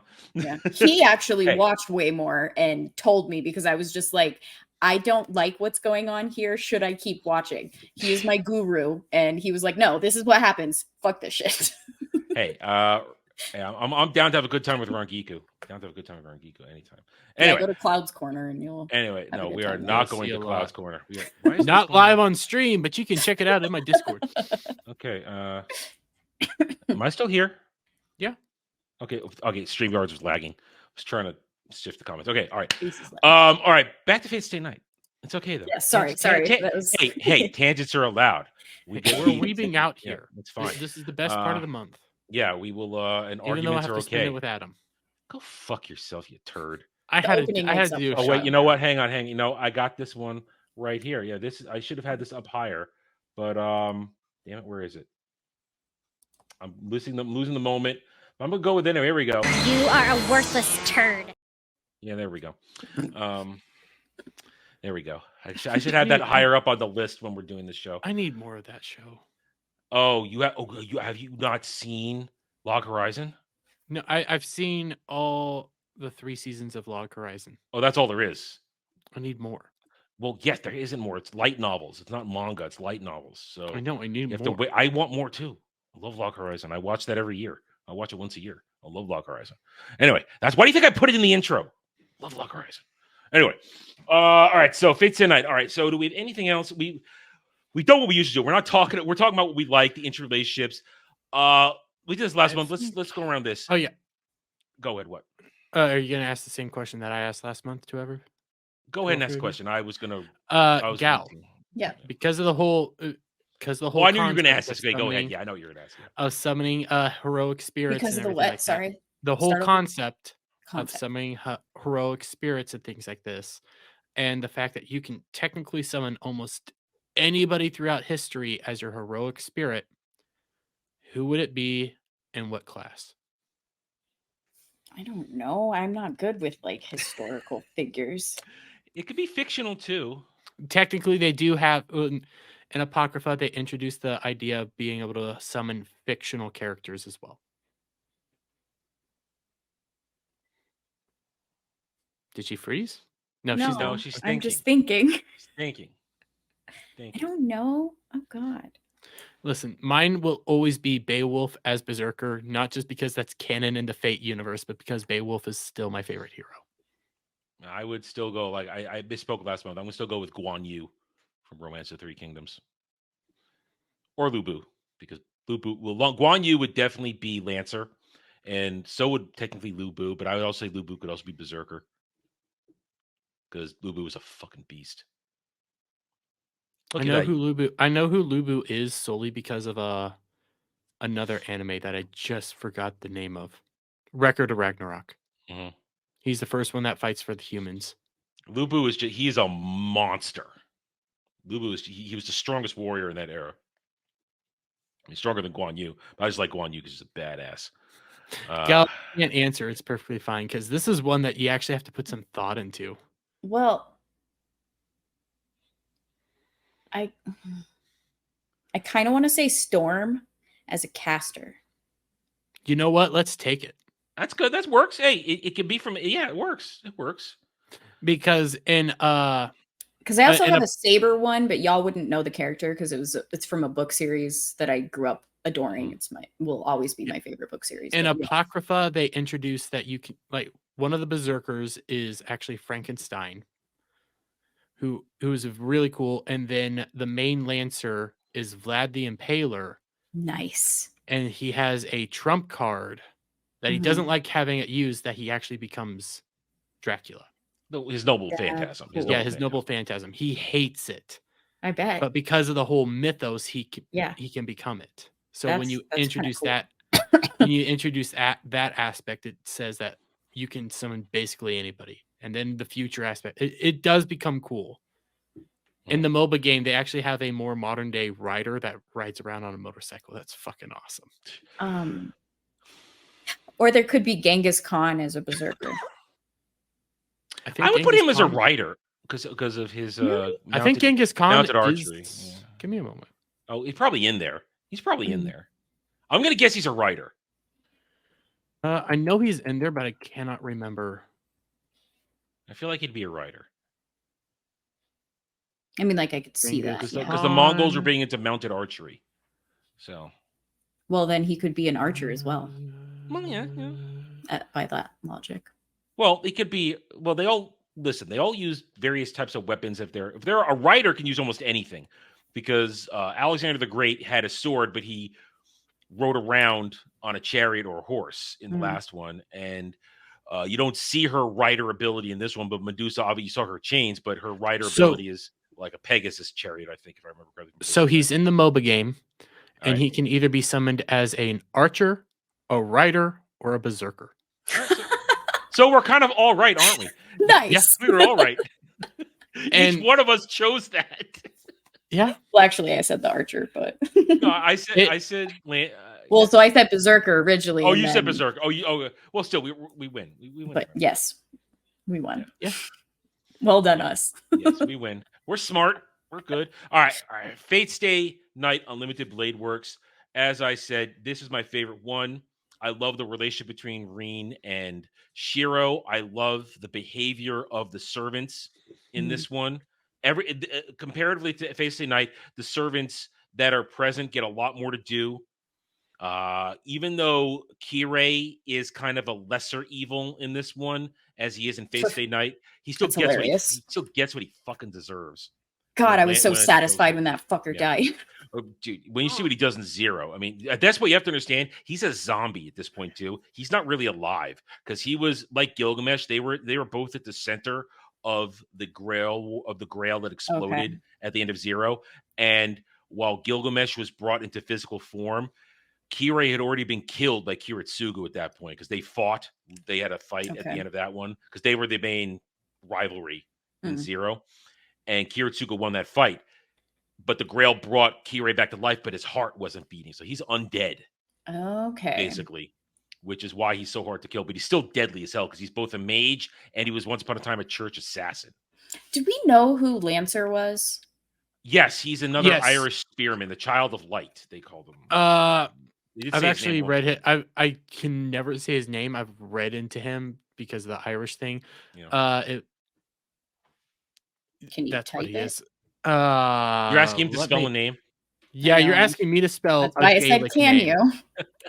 Here, Not will you? Let me do this. Fate Stay Night Lancer. Kukalan. Can you share it? Share it. Just share it. Just share it. I'm not saying I'll be able to, like, if it's Celtic, but I'll give it a try. It is technically Celtic. I'll put it in the private chat real quick. Okay. I think it's Kukalan.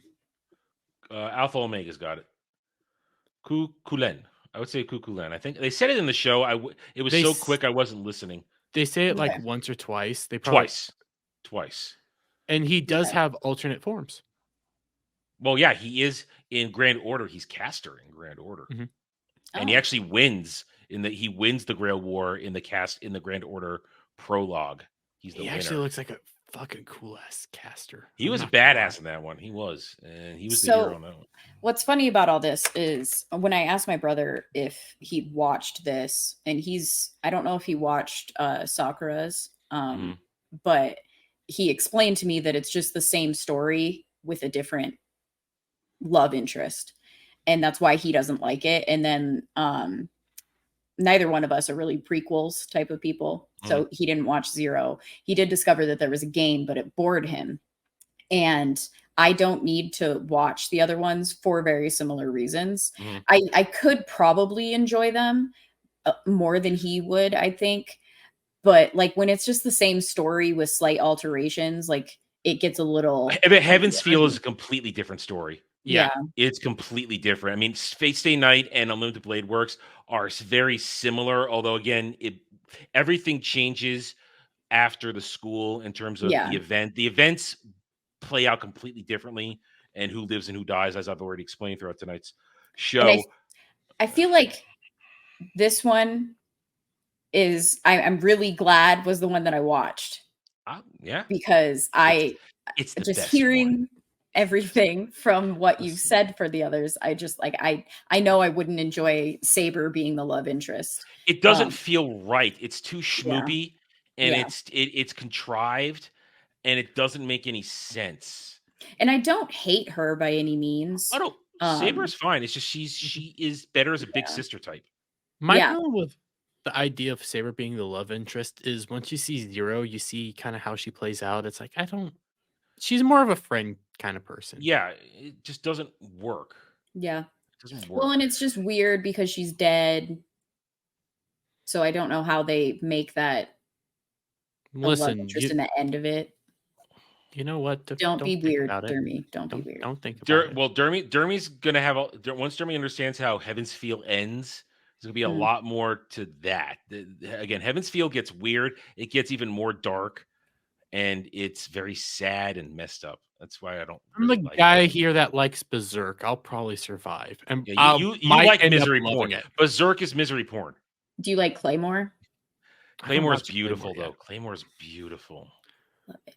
We did an episode on Claymore. Rewatch that. We already did. Unfortunately, I've already done an episode on Claymore, but it was with the previous co-host, so I could maybe do it again. This time, really. Well, problem is, you talk about the anime, you talk about the manga. The manga is the full and story. Do I have the manga? Oh, so you've read the manga? Tell me you've read the manga. I feel like I think I did. Like I started it. I don't think I finished. Basically, what happens is if you do Claymore, when the anime, you stop right as the war in the North begins, and then you switch to the manga because then it still goes on and on and on. They manufactured an ending in the anime, and the manga is a whole lot more hardcore. There's a time skip. I hate when that happens. Like FMA Brotherhood, FMA like. Yep, Brotherhood's the real deal, baby. My brother had me watch FMA first. Yeah. And then watch Brotherhood.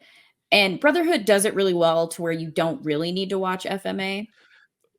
Wait, for the flashback things, but you get more watching it up until the terrible, awful. I love Gal. No. Do you understand what you just did? You weren't on Ballbusters yet when he and I had a throwdown. Oh gosh. Over whether or not you can combine Full Metal Alchemist and Full Metal Alchemist Brotherhood into one thing where you can watch them both. And I say no, and he says yes. Now, I won that argument. Everybody voted. I won that argument. Dermy says you can slip parts of Full Metal Alchemist in. Up until a certain point, yeah. Oh, don't side with him. Don't side with him. You can. Because, like, basically the flashbacks in FMA Brotherhood are just like a small version of what happened. And I see it as what happened in the manga. But I'm not doing this now. It's 10 o'clock. I cannot get into this. It'll be a shouting match again. I won this. You can go back and watch the Ballbusters argument. I made him go up 5 octaves. Okay? And I won that argument. Chat says I won that argument, and the entire panel voted. Even those who weren't weebs, they said I won that argument. So I won this argument. I'm not redoing this. I won. Listen, I got Gal on my side. I have one on my side. I'm sorry. At least you know it's a genuine agreement too, because I had no idea. I'm like, what did you just win? I don't understand. This was This was right after I came back from being sick over the summer after I had pneumonia, and I came into the intro and I made a whole basically Hulkamania intro. I had Real American, and I did a whole I'm coming for you. I did a whole thing. And I stored up my energy for 2 days so I could fight with him on this. And Listen, there's a lot of things I need to clip out for my intro tomorrow. This is one of you them. realize what you've done now. I'm sorry. You I realize what didn't you've mean done. to. You can blame my brother. He's the one that made me Realize what you've watch done. FMA, and then No, I don't need FMA. All you need is Brotherhood. I'm not Right saying there. you need it. To be clear, like you don't have to, but it doesn't hurt. The factual parts don't hurt, but And don't- also, like, to understand the pain of what they did to that story, it's kind of necessary.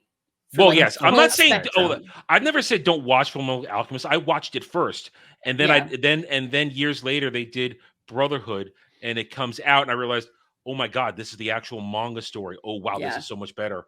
Oh goddamn, they butchered it after right up until Laboratory 5. Suddenly, everything goes to hell. Yeah. God, it just went so They turned stupid. Scar into a weirdo creep. He's not Scar. Okay, I got to Okay. Ciel Hunters, JK, and I was okay. Yeah. I'm Joe. reading this like I had a full body reaction to that comment, and then I saw the JK. Yeah, it's I love, but listen, I try to watch it once a year. I actually haven't been able to watch it because I've been watching so much other shit I need to YouTube. rewatch But it. I mean, it's right there. I I love did it. a Winry cosplay. Ooh, I loved that. Olivier is my best girl in that one. I love Olivier. She's just I love Olivier. Winry's my girl though, but I love Olivier. She's great. All right, anyway, that Fullmetal Alchemist Brother, that's a whole nother sorry. show. Again, I derailed. I'm Well, sorry. here's the problem. Well, listen, don't think I haven't been trying to figure out how we're going to do that, because that's 63 episodes, 64 Yeah. episodes, and I have to figure out how we're going to do that. Have y'all done I have Fairy to- Tale? No. Oh, Jesus Christ, that's gonna be hard. Wait, I no, have we to didn't. watch- We didn't start Fairy Tale. No, we didn't. I did do a rewatch last year, so I'm pretty fresh on it. I've Um, rewatched it twice. I was on my third rewatch recently. God, I love that. Yeah, And I are want them to they- hurry up and animate 1,000-Year Journey. Thank you. They are Yep. there. It's on the list of things that's coming. Because I'm about to just like start reading it at this I point. got- Fairy I Tale is I got a third of the way in, and that was when I was doing a lot of manga reading. And then at one point, a lot of stuff went down. I just stopped reading it because Yeah. the chapters were getting delayed and this and that. I know where I stopped, so I know the first arc essentially. Do you read manhwas? The Korean No, I mangas? don't. No, I don't. There's this hold please. Show and tell. It's okay. I got show and tell too for the next segment. I highly recommend this. Highly recommend it. There's no anime because Mhm. Korean anime sucks. The Breaker. Breaker. Okay. Highly recommend this. So it's the omnibus. I have the first 3. I think there's probably like 5 or 6 out of it now. It is What is it It's about? amazing. Well, okay. Timid high school student Siwoon finds himself in over his head as he becomes. So basically, he's like this kid that's got bullies and he has no powers, and he kind of gets taken under the wing of this teacher who's there, kind of like undercover.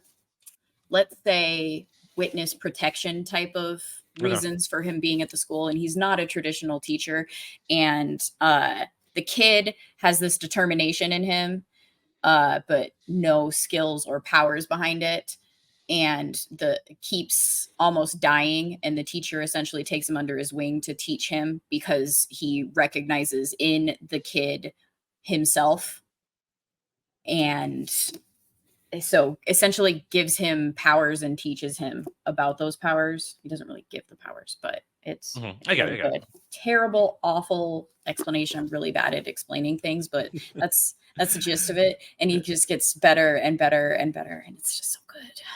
Well, they're starting to animate a lot of manhwas, so it might if it Is has any it sort of traction, it might get there. So I want Japan and Korea to get over their history with each other, so Japan can animate their manhwas. All right, so we've I guess we're done with Fate Stay Night on the Blade Works. If you haven't watched it, no, we were tailing. I haven't weebed out in a while. Oh well, we're gonna go into angry weeb mode now. Going into angry weeb mode because all right, second topic of the night. Franchises, shows, whether it's anime or manga, that have failed their fans. I've been at the anime game technically for most of my life. I mean, technically I started with Robotech and Voltron, even though it was the Americanized versions, it was still anime. So I liked the style. So when I found out what anime was, as soon as I got old enough and I would find it in video stores and this and that, I would grab it. I'd watch anything. This is the days before internet. So it was hard to find things. And then Toonami happened. And we were given a lot quickly. That introduced me to Gundam, a lot of stuff. But one of the things Toonami did introduce me to, and I fell in love with it. I'd already seen some of it. I hadn't known I had seen it, but I seen some of it. I became a massive Tenchi Muyo guy. I was a massive Tenchi guy. It's what it's. I wrote fanfics for it. I became a big deal in the Tenchi Muyo fanfic community. I won awards on my Kios. I won all this stuff. But I love this stuff. And for over a decade, all there was the original 2 OAVs, the original 12 episodes, and then there was Tenchi Universe, which is the Tenchi TV. Which is that, and Tenchi Muyo, one of the original multiverse type of things. One of the original things, but also the original harem comedy, and then to just the whole Tenchi Universe collection, the movies, that, and then there was Tenchi in Tokyo. We want to talk about that because it was shit. But so I was huge into it. I wrote fanfics based on what would be the third one we once called the third OAV, where we go, and I had a lot of fun with it. I love these characters, but one of the big things, and that's why you mentioned earlier, Gal, you said you get annoyed when they don't deliver on a romance, when they have multiple options, gets annoying. Again, the original harem trope is Tenchi Muyo. Tenchi, Ryoko, Ayeka, Mahoshi, Sasami, Kioni, if you want to drop her in there. That is where one of the ways started. And you mentioned it at Ranma have to, but this is the one that really took off and landed in the early 90s, and then when Toonami showed it for the first time. They promised a resolution. Now, granted, there are multiple people involved in this franchise. There's the original manga author. Then there are the people who were involved in the anime and this and that. And they all did their separate things. And a lot of them went their separate ways and didn't complete what was considered. This is considered the real deal. They promised an ending where Tenchi would choose either Ryoko or Ayeka. For years, they said when there was a decade of no more new OAV episodes, said, "Oh, don't worry, we're working on it. He will choose one of them. If you look in there, there's the evidence here and there." Third OAV, when it started, I got it right there. I don't want to touch it because it's poison and burn my fingers. When I finally got my hands on that, and this is after I stopped my fanfic career with Tenchi, right away, I could tell they were going to betray me. Even though they promised he'd make a choice. No, we're going to introduce another girl. We're going to go farther away from what the story was going to be. I could tell you anything. No. We're still going to give you a choice. He'll still choose. He'll have one romantic interest. I tapped out in the third one and the fourth one because I knew they were going way off track, and I said, "That's it. I don't care. I don't care anymore. I've moved on to other anime. I'm keeping it where I can in my heart, locking it away." Well, a couple weeks ago, on a whim, after a discussion about anime in another stream while I was playing a game, I wanted to look to see if they had finished it. They'd reached it. Yeah, Tenchi Muyo OAV reached its final conclusion. And they copped out. He married everybody. Are you kidding me? He married they time skipped it a bit. They aged up Sasami. He married all of them, including the new girl, not the new girl Noiki. He married them all. And then the time skip, he had babies with everybody. Why did they? What? And it broke my heart.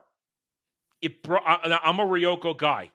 Dyed in the cyan hair, blue Ryoko guy. She was the one. The evidence was all there. I spent years arguing with people as why it worked with Ryoko. Hell, he chose her in universe.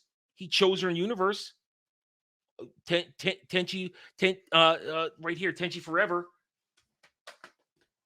He chooses her in the end. It's pretty much official. He chooses her in the end.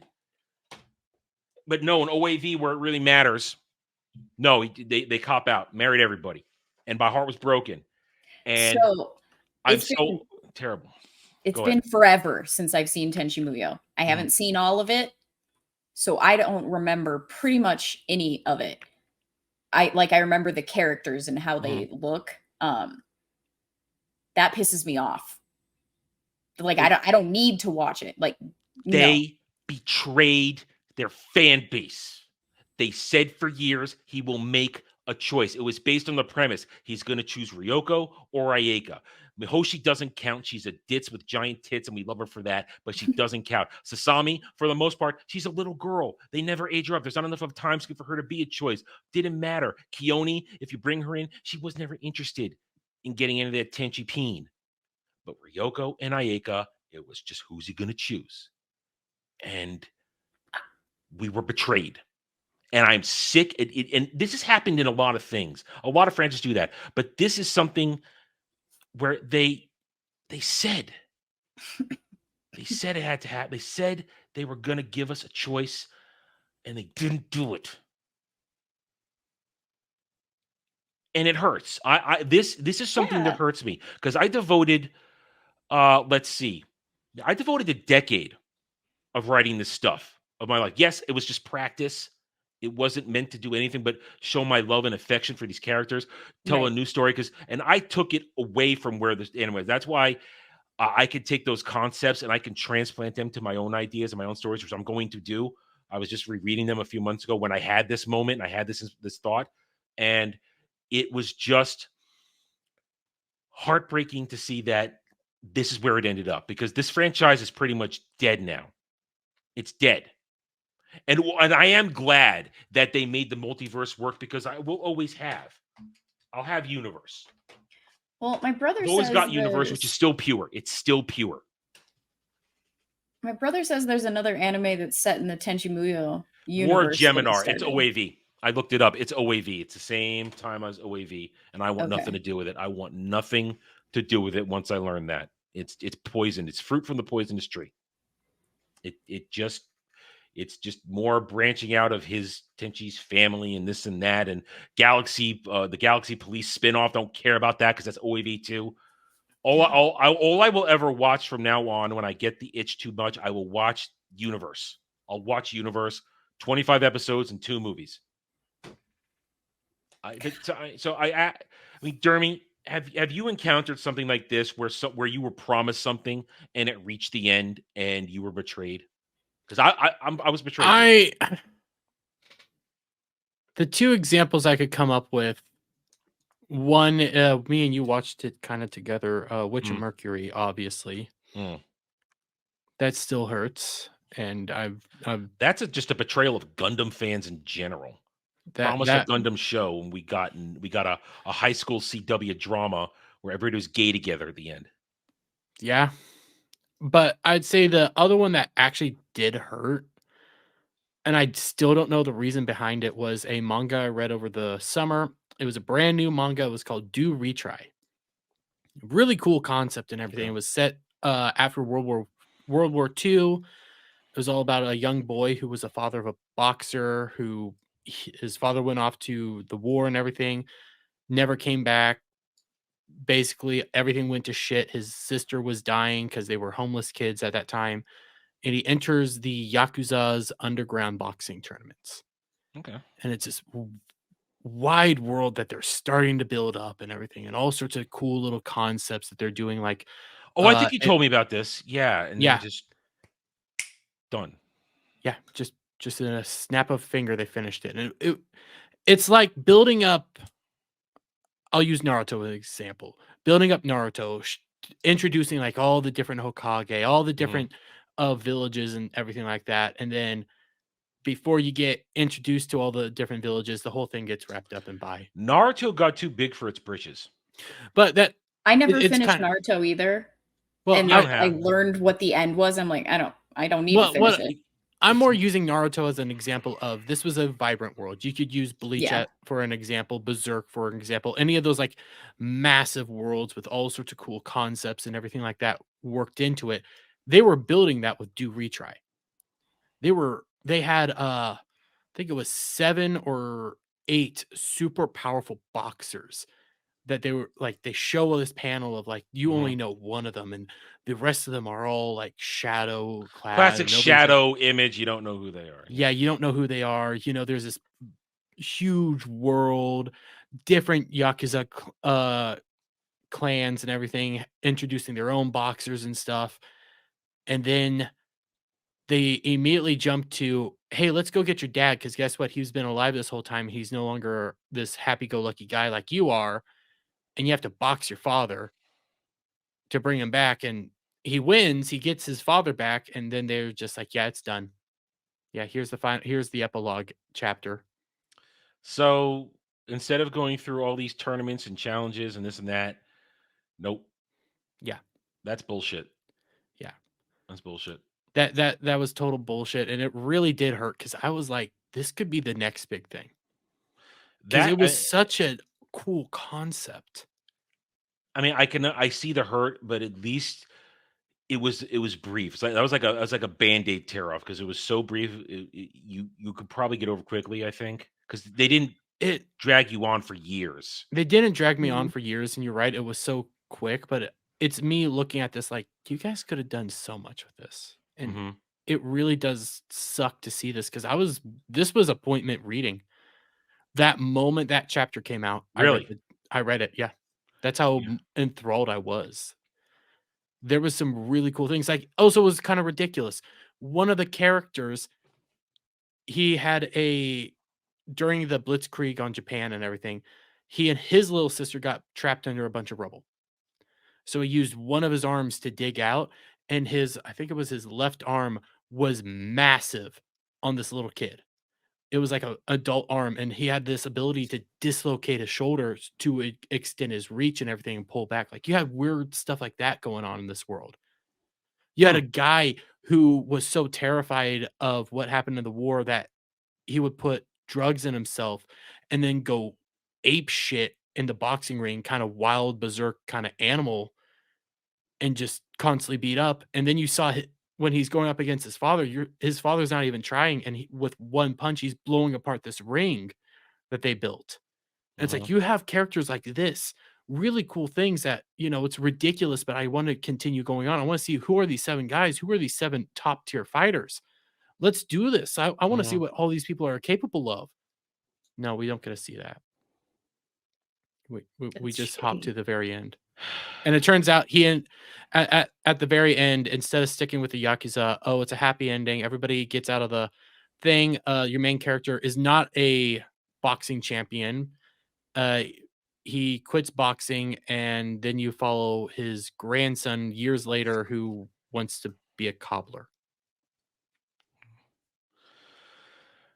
So they gave you. Go ahead. Oh no, I was just sarcastically celebrating that. Gave you all this world setup and build up, and then just ended it. Yeah. Well, again, at least they didn't drag you on for worlds. And Alpha Omega, I'm glad you like War and Geminar, but like I said, as far as I'm concerned, it's fruit from the poisonous tree. It's connected to the OAV timeline, which was a betrayal of everything they promised 20 years ago. No, I'm sorry, 30 years ago. Betrayal. And I want to enjoy. I mean, I'm watching a lot of shows that are in continuation mode right now. A lot of things aren't over. They're still either being adapted from their light novel source material or their manga source material. And when it's light novel, I can't find that because they don't translate that stuff very often. But manga, I can easily say, okay, don't go looking here. I can control myself. Perfect example. Demon Slayer, Dermy knows how it ends because he read the manga. It's over, but I'm going to patiently wait. I can wait. I know it's going to get done. And what I'll say about Demon Slayer, check out the epilogue when it's all over. Well, if they animate it, I don't need to. Well, I know, but if they do the epilogue, watch the epilogue. Of course, I want to watch the epilogue. It's Retard. nice. It's Watch nice. epilogue. But then another example is Black Clover. That's about to end in the manga, correct? That's about to end. I need to double check because they took a massive hiatus. They were switching up, no longer going to be allowed. They were no longer going with I Shonen need to Jump. take my They'll be on headphones the. out.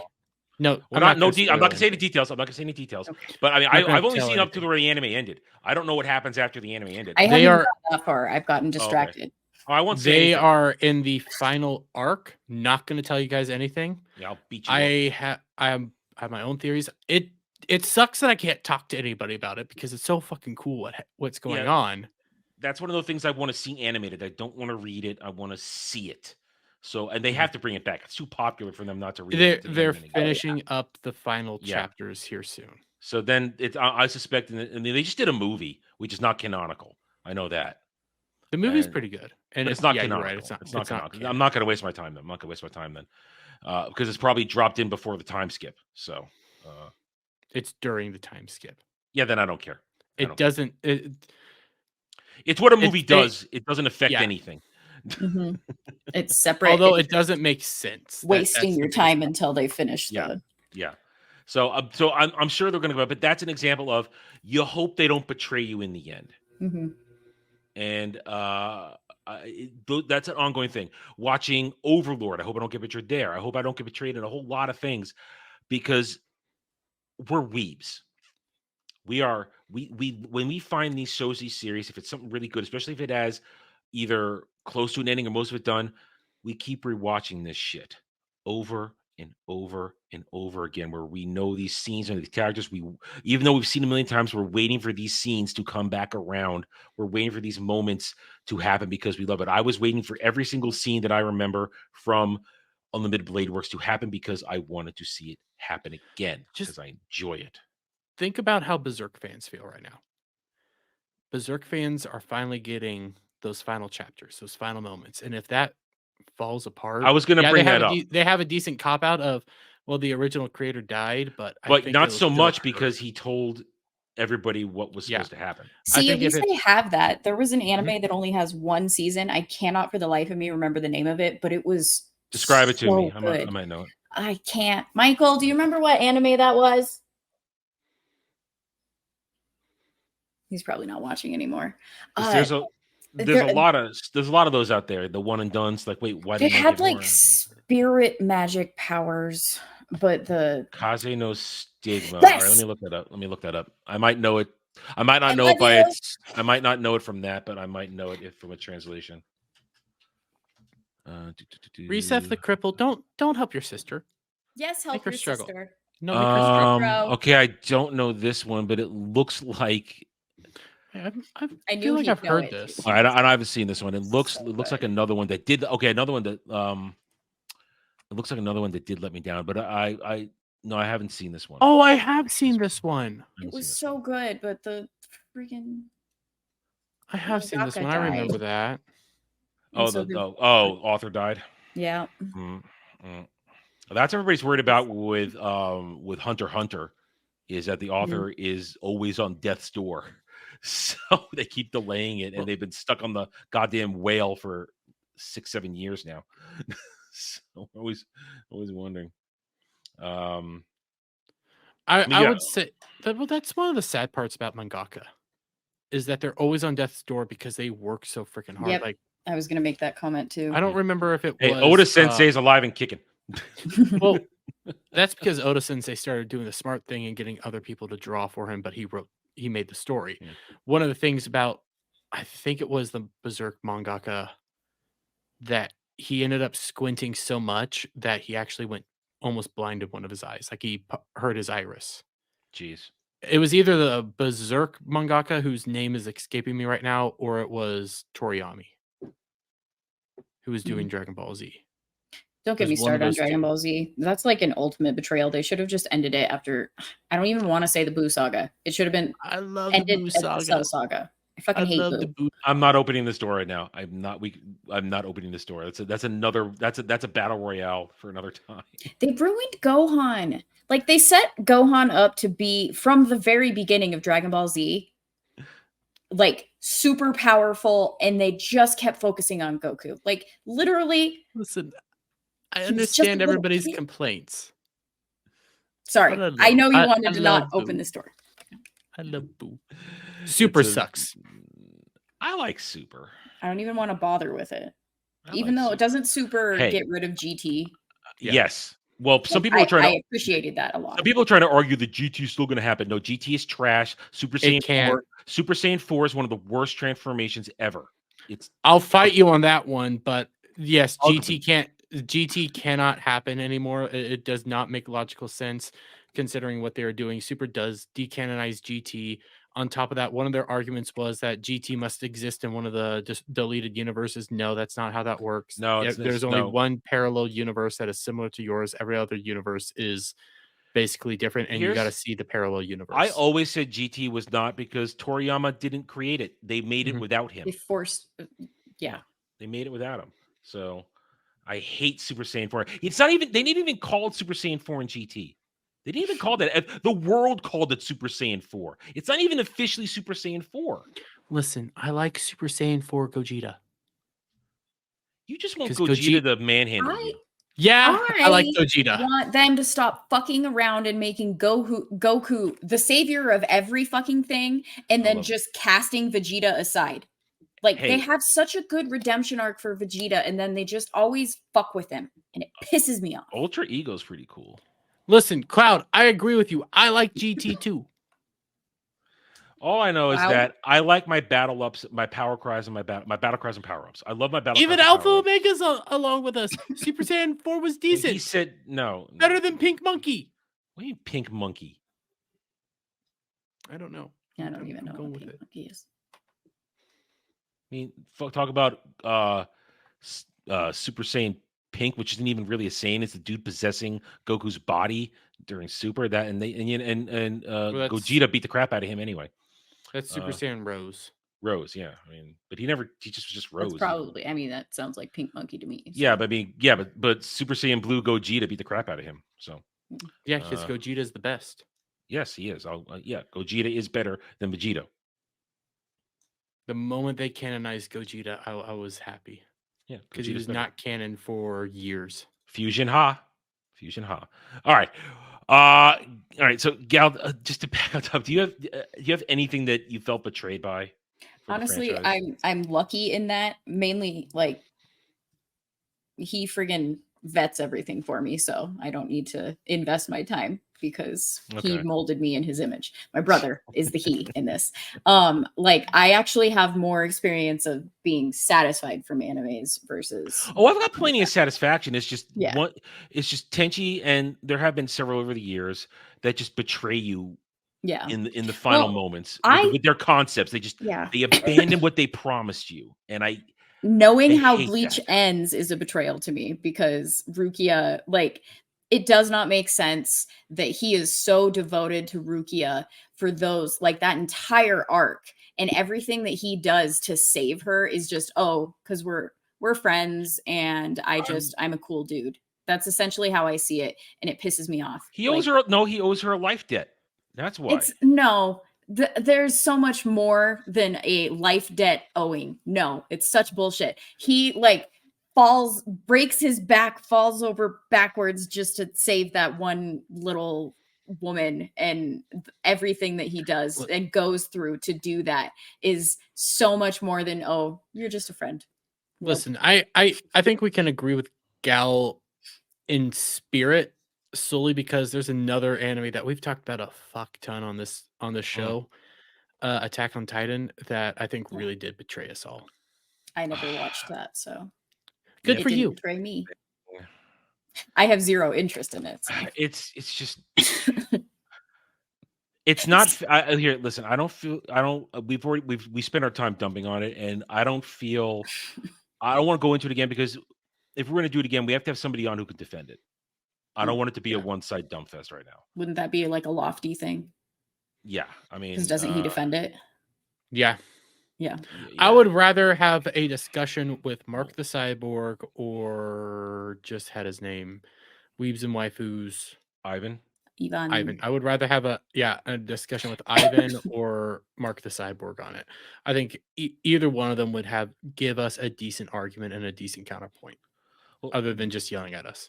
This is the old sin of 90s and early to mid 2000s adaptations, where the impatience to not wait for the source material to finish led to dozens of shows with manufactured endings.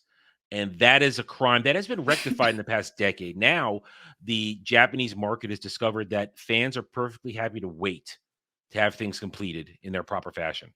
You don't have to have it continually going. Hang on. There's a glare there, sir. Yeah. Wrong one. It's a glare. Turn it on. It's the Chrono Crusade. Oh, okay. Okay. I can see. Okay. All right. Yeah. You're muted, dude. You're muted, You kiddo. bumped your mic. I have all 8 volumes of Chrono Crusade. I turned on one episode of the anime after reading all 8 volumes. Mhm. I couldn't finish it. I watched it, but that was during my recovery period when I got back from China, and I was watching everything. And even though I watched a lot of stuff, a lot of it kind of just went in and went out because I was still kind of in a haze. So I didn't really, I don't really remember much of what I watched because I was just trying to fill the hours of not being able to walk and being very weak. My biggest problem with Chrono Crusade was the voice actors. They were miserable. They were the main nun. I need to reread it.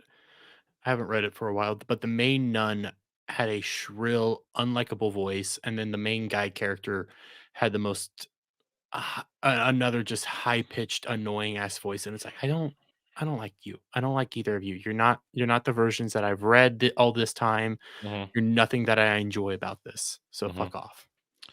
So this isn't as sorry. Go ahead. Oh, I was just, it's not as applicable. It's not really a betrayal. It's I need more of, and I only recently watched it, so I didn't watch it in the 90s. Oh, what? Black Lagoon. I didn't watch Black Lagoon.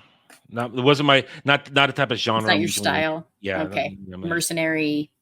Pew pew. I don't know if you can hear my brother. I heard that. Yeah, I just read it in his chat. One that I was disappointed by didn't finish was Black Lagoon. I hear you doing that. I thought he was laughing at your reaction. No, he's laughing at the fact that he just typed that shit as I was saying it. Because we're twins just 2 years apart, and I hate when like we say the same things or I say something right after he says something, and I hate you. Well, remember, he's on a 10-second delay from us. Oh, I know, but that does not matter in this situation. I've lived with this for 30 fucking years. But I understand that either something you want more of that wasn't finished. I mean, I've had plenty of those. My white whale. One of my white whales. Give it a try. I had 2 white whales. One of them I actually finished a few years ago was the Dragon Quest anime. Because they only did 13 episodes and then they stopped. But Japan, of course, finished. And right when I got into YouTube, I found a channel that was subbing the remainder of it. And while it was good, in the end, it was my white whale for literally 20 years. I just needed to see the rest of this. I was disappointed in the end because it didn't quite go the way I wanted it to. That kind of copped out on a few things here and there, but it was still okay. And I'm glad to get off my list. But there's that thing about letting something eat you up inside it, even though in some cases some things don't finish. I mean, what was it? I just had one thing that didn't finish in my shit. Gal's brother brought up Air Gear. I think I've seen Air Gear. Let me bring that up. Finishing it, and then another one was I was thinking about this. I think it continued in the manga, but they never animated it. Rosario Vampire. I tried watching. No, they had Rosario Vampire anime. Yeah, they never finished it though. Oh, they finished the manga. They never finished the anime. I tried watching I want to know which one he chooses. Does he choose the human version or the vampire version? I couldn't get into it. Beautiful. I didn't like it. I'll be right back. All right. You're gonna yell at him. Oh, she's gonna. I'm trying to think. There was another one I just had in my head of show that. Oh, yeah, my other white. Yeah, my other white whale. The heroic legend of Arslan. I've heard about this. There was the original one that was a couple OAV episodes that dropped in the 90s that was a super stylized thing, and it was kind of cool. And then about I want to say 6 years ago, maybe 7 years ago, they finally they did a manga that was a reboot of the whole thing. And and they started animating it, and it was so good. And then they suddenly stopped right before, and I know it kept going because there was a time skip where he was older. And that's one of my white whales. And one of these days, I'm probably going to have to read the manga all the way through because they're never going to freaking finish it. They're never going to bring it. I don't think they're ever going to bring it back. And yeah, that's a subcategory discussion of failure, things you love that have never been finished or you want to see more of. And that's that. Yeah, the heroic legend of Arslan is my other one that I wish they would just go back and finish because I want that one. I'm gonna say this because this established why I hate 12 episode animes. Mhm. It was called Black Blood. It was a cool vampire anime when I was doing this whole vampire. I think I've seen that one too. I was doing this whole vampire craze. Mhm. And I was sitting there, I was watching it, I was enjoying it. It was either 12 episodes or 6 episodes long, and it just felt like they rushed to the ending. And that's when I established that I don't like these short seasons. I want a 25 episode show. Black Blood Yeah. Brothers. Yeah. Okay, no, I never saw this one. So Hellsing, it was a long time ago when I watched it. I couldn't get into Hellsing. I couldn't. I love Hellsing. I loved it, but I don't like how it ended. And then I got my advice guru to tell me if I should look at like the OAVs and stuff. Watch Ultimate. Watch Hellsing Ultimate, I think is what it is. So someone recently was telling me, and I think it was Ultimate is what he said to watch. They're basically movie length episodes. Isekai, and also check out the Isekai. Hellsing Abridged. It's a tricky genre because there are the old school ones, one of which is our show for next month, one of the grandpappies of the genre. It depends how they do it, and it depends if you run into the ground. It depends if you choose the overpowered route or the silly route. If you're doing a serious one, like Inuyasha is a serious one, and it's done right, and it still holds up. I said our good friend Melee K was wondering if she should go back to it and give it a look, and I said yes, do it. I saw her post about that recently. I never got into it. I didn't really like it. I love Inuyasha. It's great. It still holds up, and it's not ruined by the sequel series that came out a year or so ago. Didn't ruin it. It goes through. If you go through the 7 seasons, just chop out the filler. It's fine. And if you're like me, I've watched it enough. I know where to slot in the 4 movies. It's roughly so. And the movies are sort of canonical. They're still, even though they don't match up, a couple of them don't quite match up, events are still true to the whole franchise. But you go through that, and then you go to final act, and it still holds up. It's still great, and that's a classic one of the isekai genre that works. And so is the one we're going to announce in a few minutes for next month's episode of Anime Odyssey. But it's a tricky one. But if you go the overpowered one, if you go the reincarnation thing, it's hit or miss. Most of the time when I watch one of those, I'm doing it purely because I want to turn my brain off, and I'm okay with just it being 12 episodes of either comedy fun, silly fun, or high octane action fun. I'm one and done. I'm okay. There hasn't been one that's been epic, though, in a long time that's really worked. And I know people like to say Sword Art Online is isekai, but it's yes and no, because they're not going to another world. It's a digital realm. So it's... I would say season 1 is an isekai. Season after that, no. Yeah, I mean, so I don't like to categorize it in that. I don't like to put it in that category because the way it is, I don't like that. But yeah, that's a rough one. And you either love it or you hate it. And unfortunately, that is a thing. They do these days. They are relying heavily on it in seasons. At least 2 or 3 of everything this season that I usually watch is isekai. It just is. Whether it's good or bad, who knows? I mean, some of them recent ones are really great. Reincarnate as a Villainous is hilarious and fun. I haven't But seen any of the Reincarnated. well, that's the good one. Reincarnate as a Villainous. My Second Life is a Villainous. It's great. They just came out with a movie for the next arc. Waiting till it hits the translation waves. Oh, Doc Hack Sign Cloud. It's not greater. It's not greater because it has a finite story, and you need to play the video games to finish it. You don't need to play the video games to finish SAO. Listen, I understand the arguments against Sword Art Online. Slime is so much fun. Season 3 in 3 months. Season 3 in 3 months. I'm so excited. I think the best isekai though is we said it earlier. Fuck What? The turd thing. Oh, Log Horizon. Log Horizon. I love Log Horizon. That's a legitimate one. They're in another world, and it does and they're heading towards an ending where they're gonna make a bridge between both worlds. I hope that's where it goes, because these people who are there had empty lives in the real world, and they found fulfilled lives in the world of Log Horizon. Which we'll save that conversation for a Log Horizon discussion, because I love that one so much. Yes, Log Horizon. My buddy was telling me to watch it for years, mm-hmm. and I finally sat down and watched Silver. Yeah. Finally sat down and watched it, and it's like, yeah, God damn, I'm happy I watched it. Great characters, great story, great animation, a lot of fun. I recently rewatched it last year, which is why I'm not in a rush to do it right now. No Game No Life is also really good. Sports animes, I'm not really into them. Usually I'll only ever watch one if it's one of those basically fan service ones where the chicks are just jiggling all over the place. He's going to bring up Haiku or whatever. That's what he's going to bring up. I'll be honest, the way we used to do this was we used tags to there it is. have people talk about animes, and I did sports anime once, trying to get them to choose like a fighting anime or okay. Hey, Chihiro is a wonderful show. You have no taste. It's wonderful. Which one? Chihiro.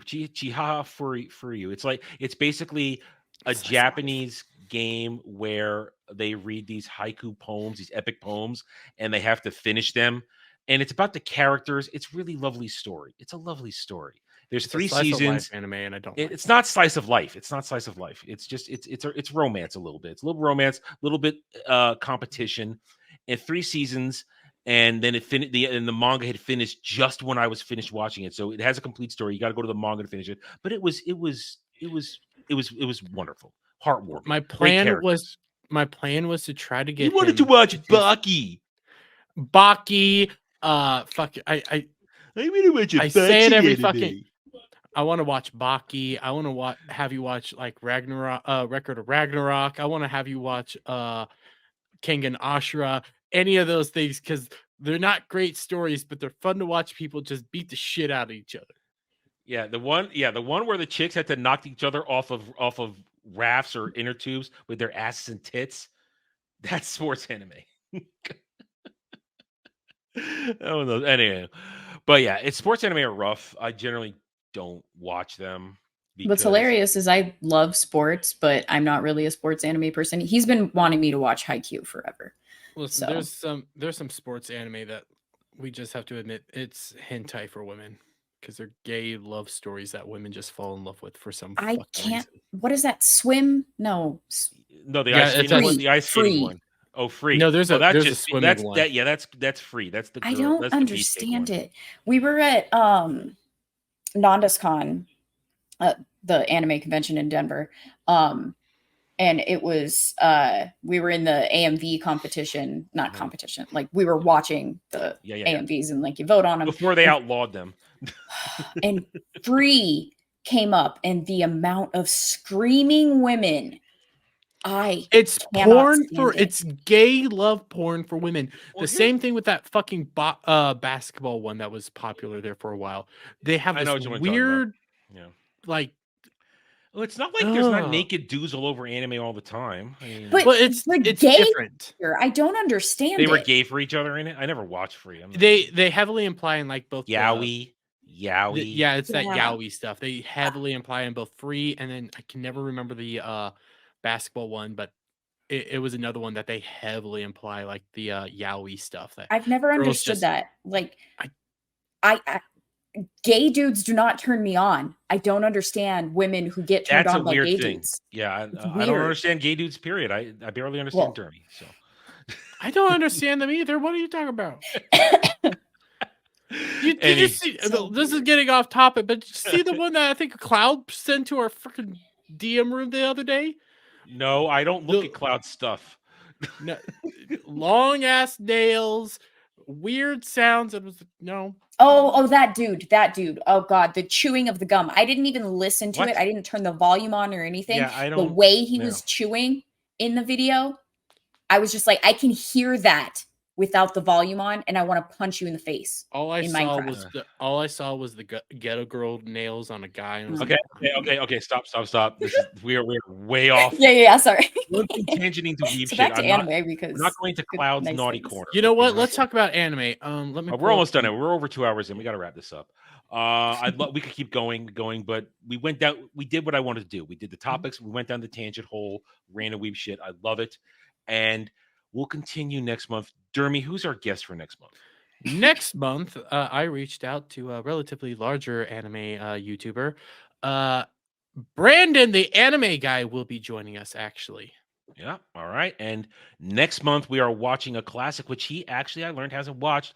Next month we will be watching A Vision of Escaflowne, one of the original isekai anime that shows you how to do it right. Watching the series, not the movie, even though if we had the time, I'd love for you guys to watch the movie because the movie as an alternate version is badass and it's got that movie animation that is just so beautiful. But we're watching Escaflowne next week and next month, joined by Brandon, the anime guy. That was we're joined by Renee and Gal. Thank you for being here with us. Oh yeah, this thanks week. for the invite. This was awesome. Oh yeah, and of course you're always welcome back. Let the people know what you're up to these days. I'm trying to be better about putting videos out. So I put one out recently in my Alpha Core review. And I was very proud of it because I did some editing stuff with it. So it was super fun. I'm planning on doing a bunch of other things, but I'm on streams everywhere, and just follow me on Twitter and I retweet them and quote tweet them, and you'll find me in that realm. All right. And it's just right here, this thing. Right Follow there. me. And Gal's Yeah. link is in the description below, as is Derby's, as is mine. Well, you're here, but also my gaming channel below. And once again, thank you everybody for being here this evening. We hope you had a good time watching now or on the re-upload, which on at least my channel will be up there. I don't know how Derby's gonna I'm gonna end up unlisting this and then I'll put it live live channel. Dermy Okay. Wormy Live. Yeah. So if you're watching through Dermy, you'll find it on his live channel. For me, you'll find it in the next probably by Saturday, because I usually don't put up regular videos on Saturday. So this will be a nice thing to feed the algorithm with when I re-upload it and put it on the playlist. And if you ever miss an episode of Anime Odyssey, the playlist is there on my playlist tab. You can find all there. Enjoy it. Once again, thank you, everybody. Hope you had a good time tonight and watch more anime. And we'll see you next month for more Anime Odyssey. Till then, take it easy. Have a good night or day wherever you may be. Thanks, guys.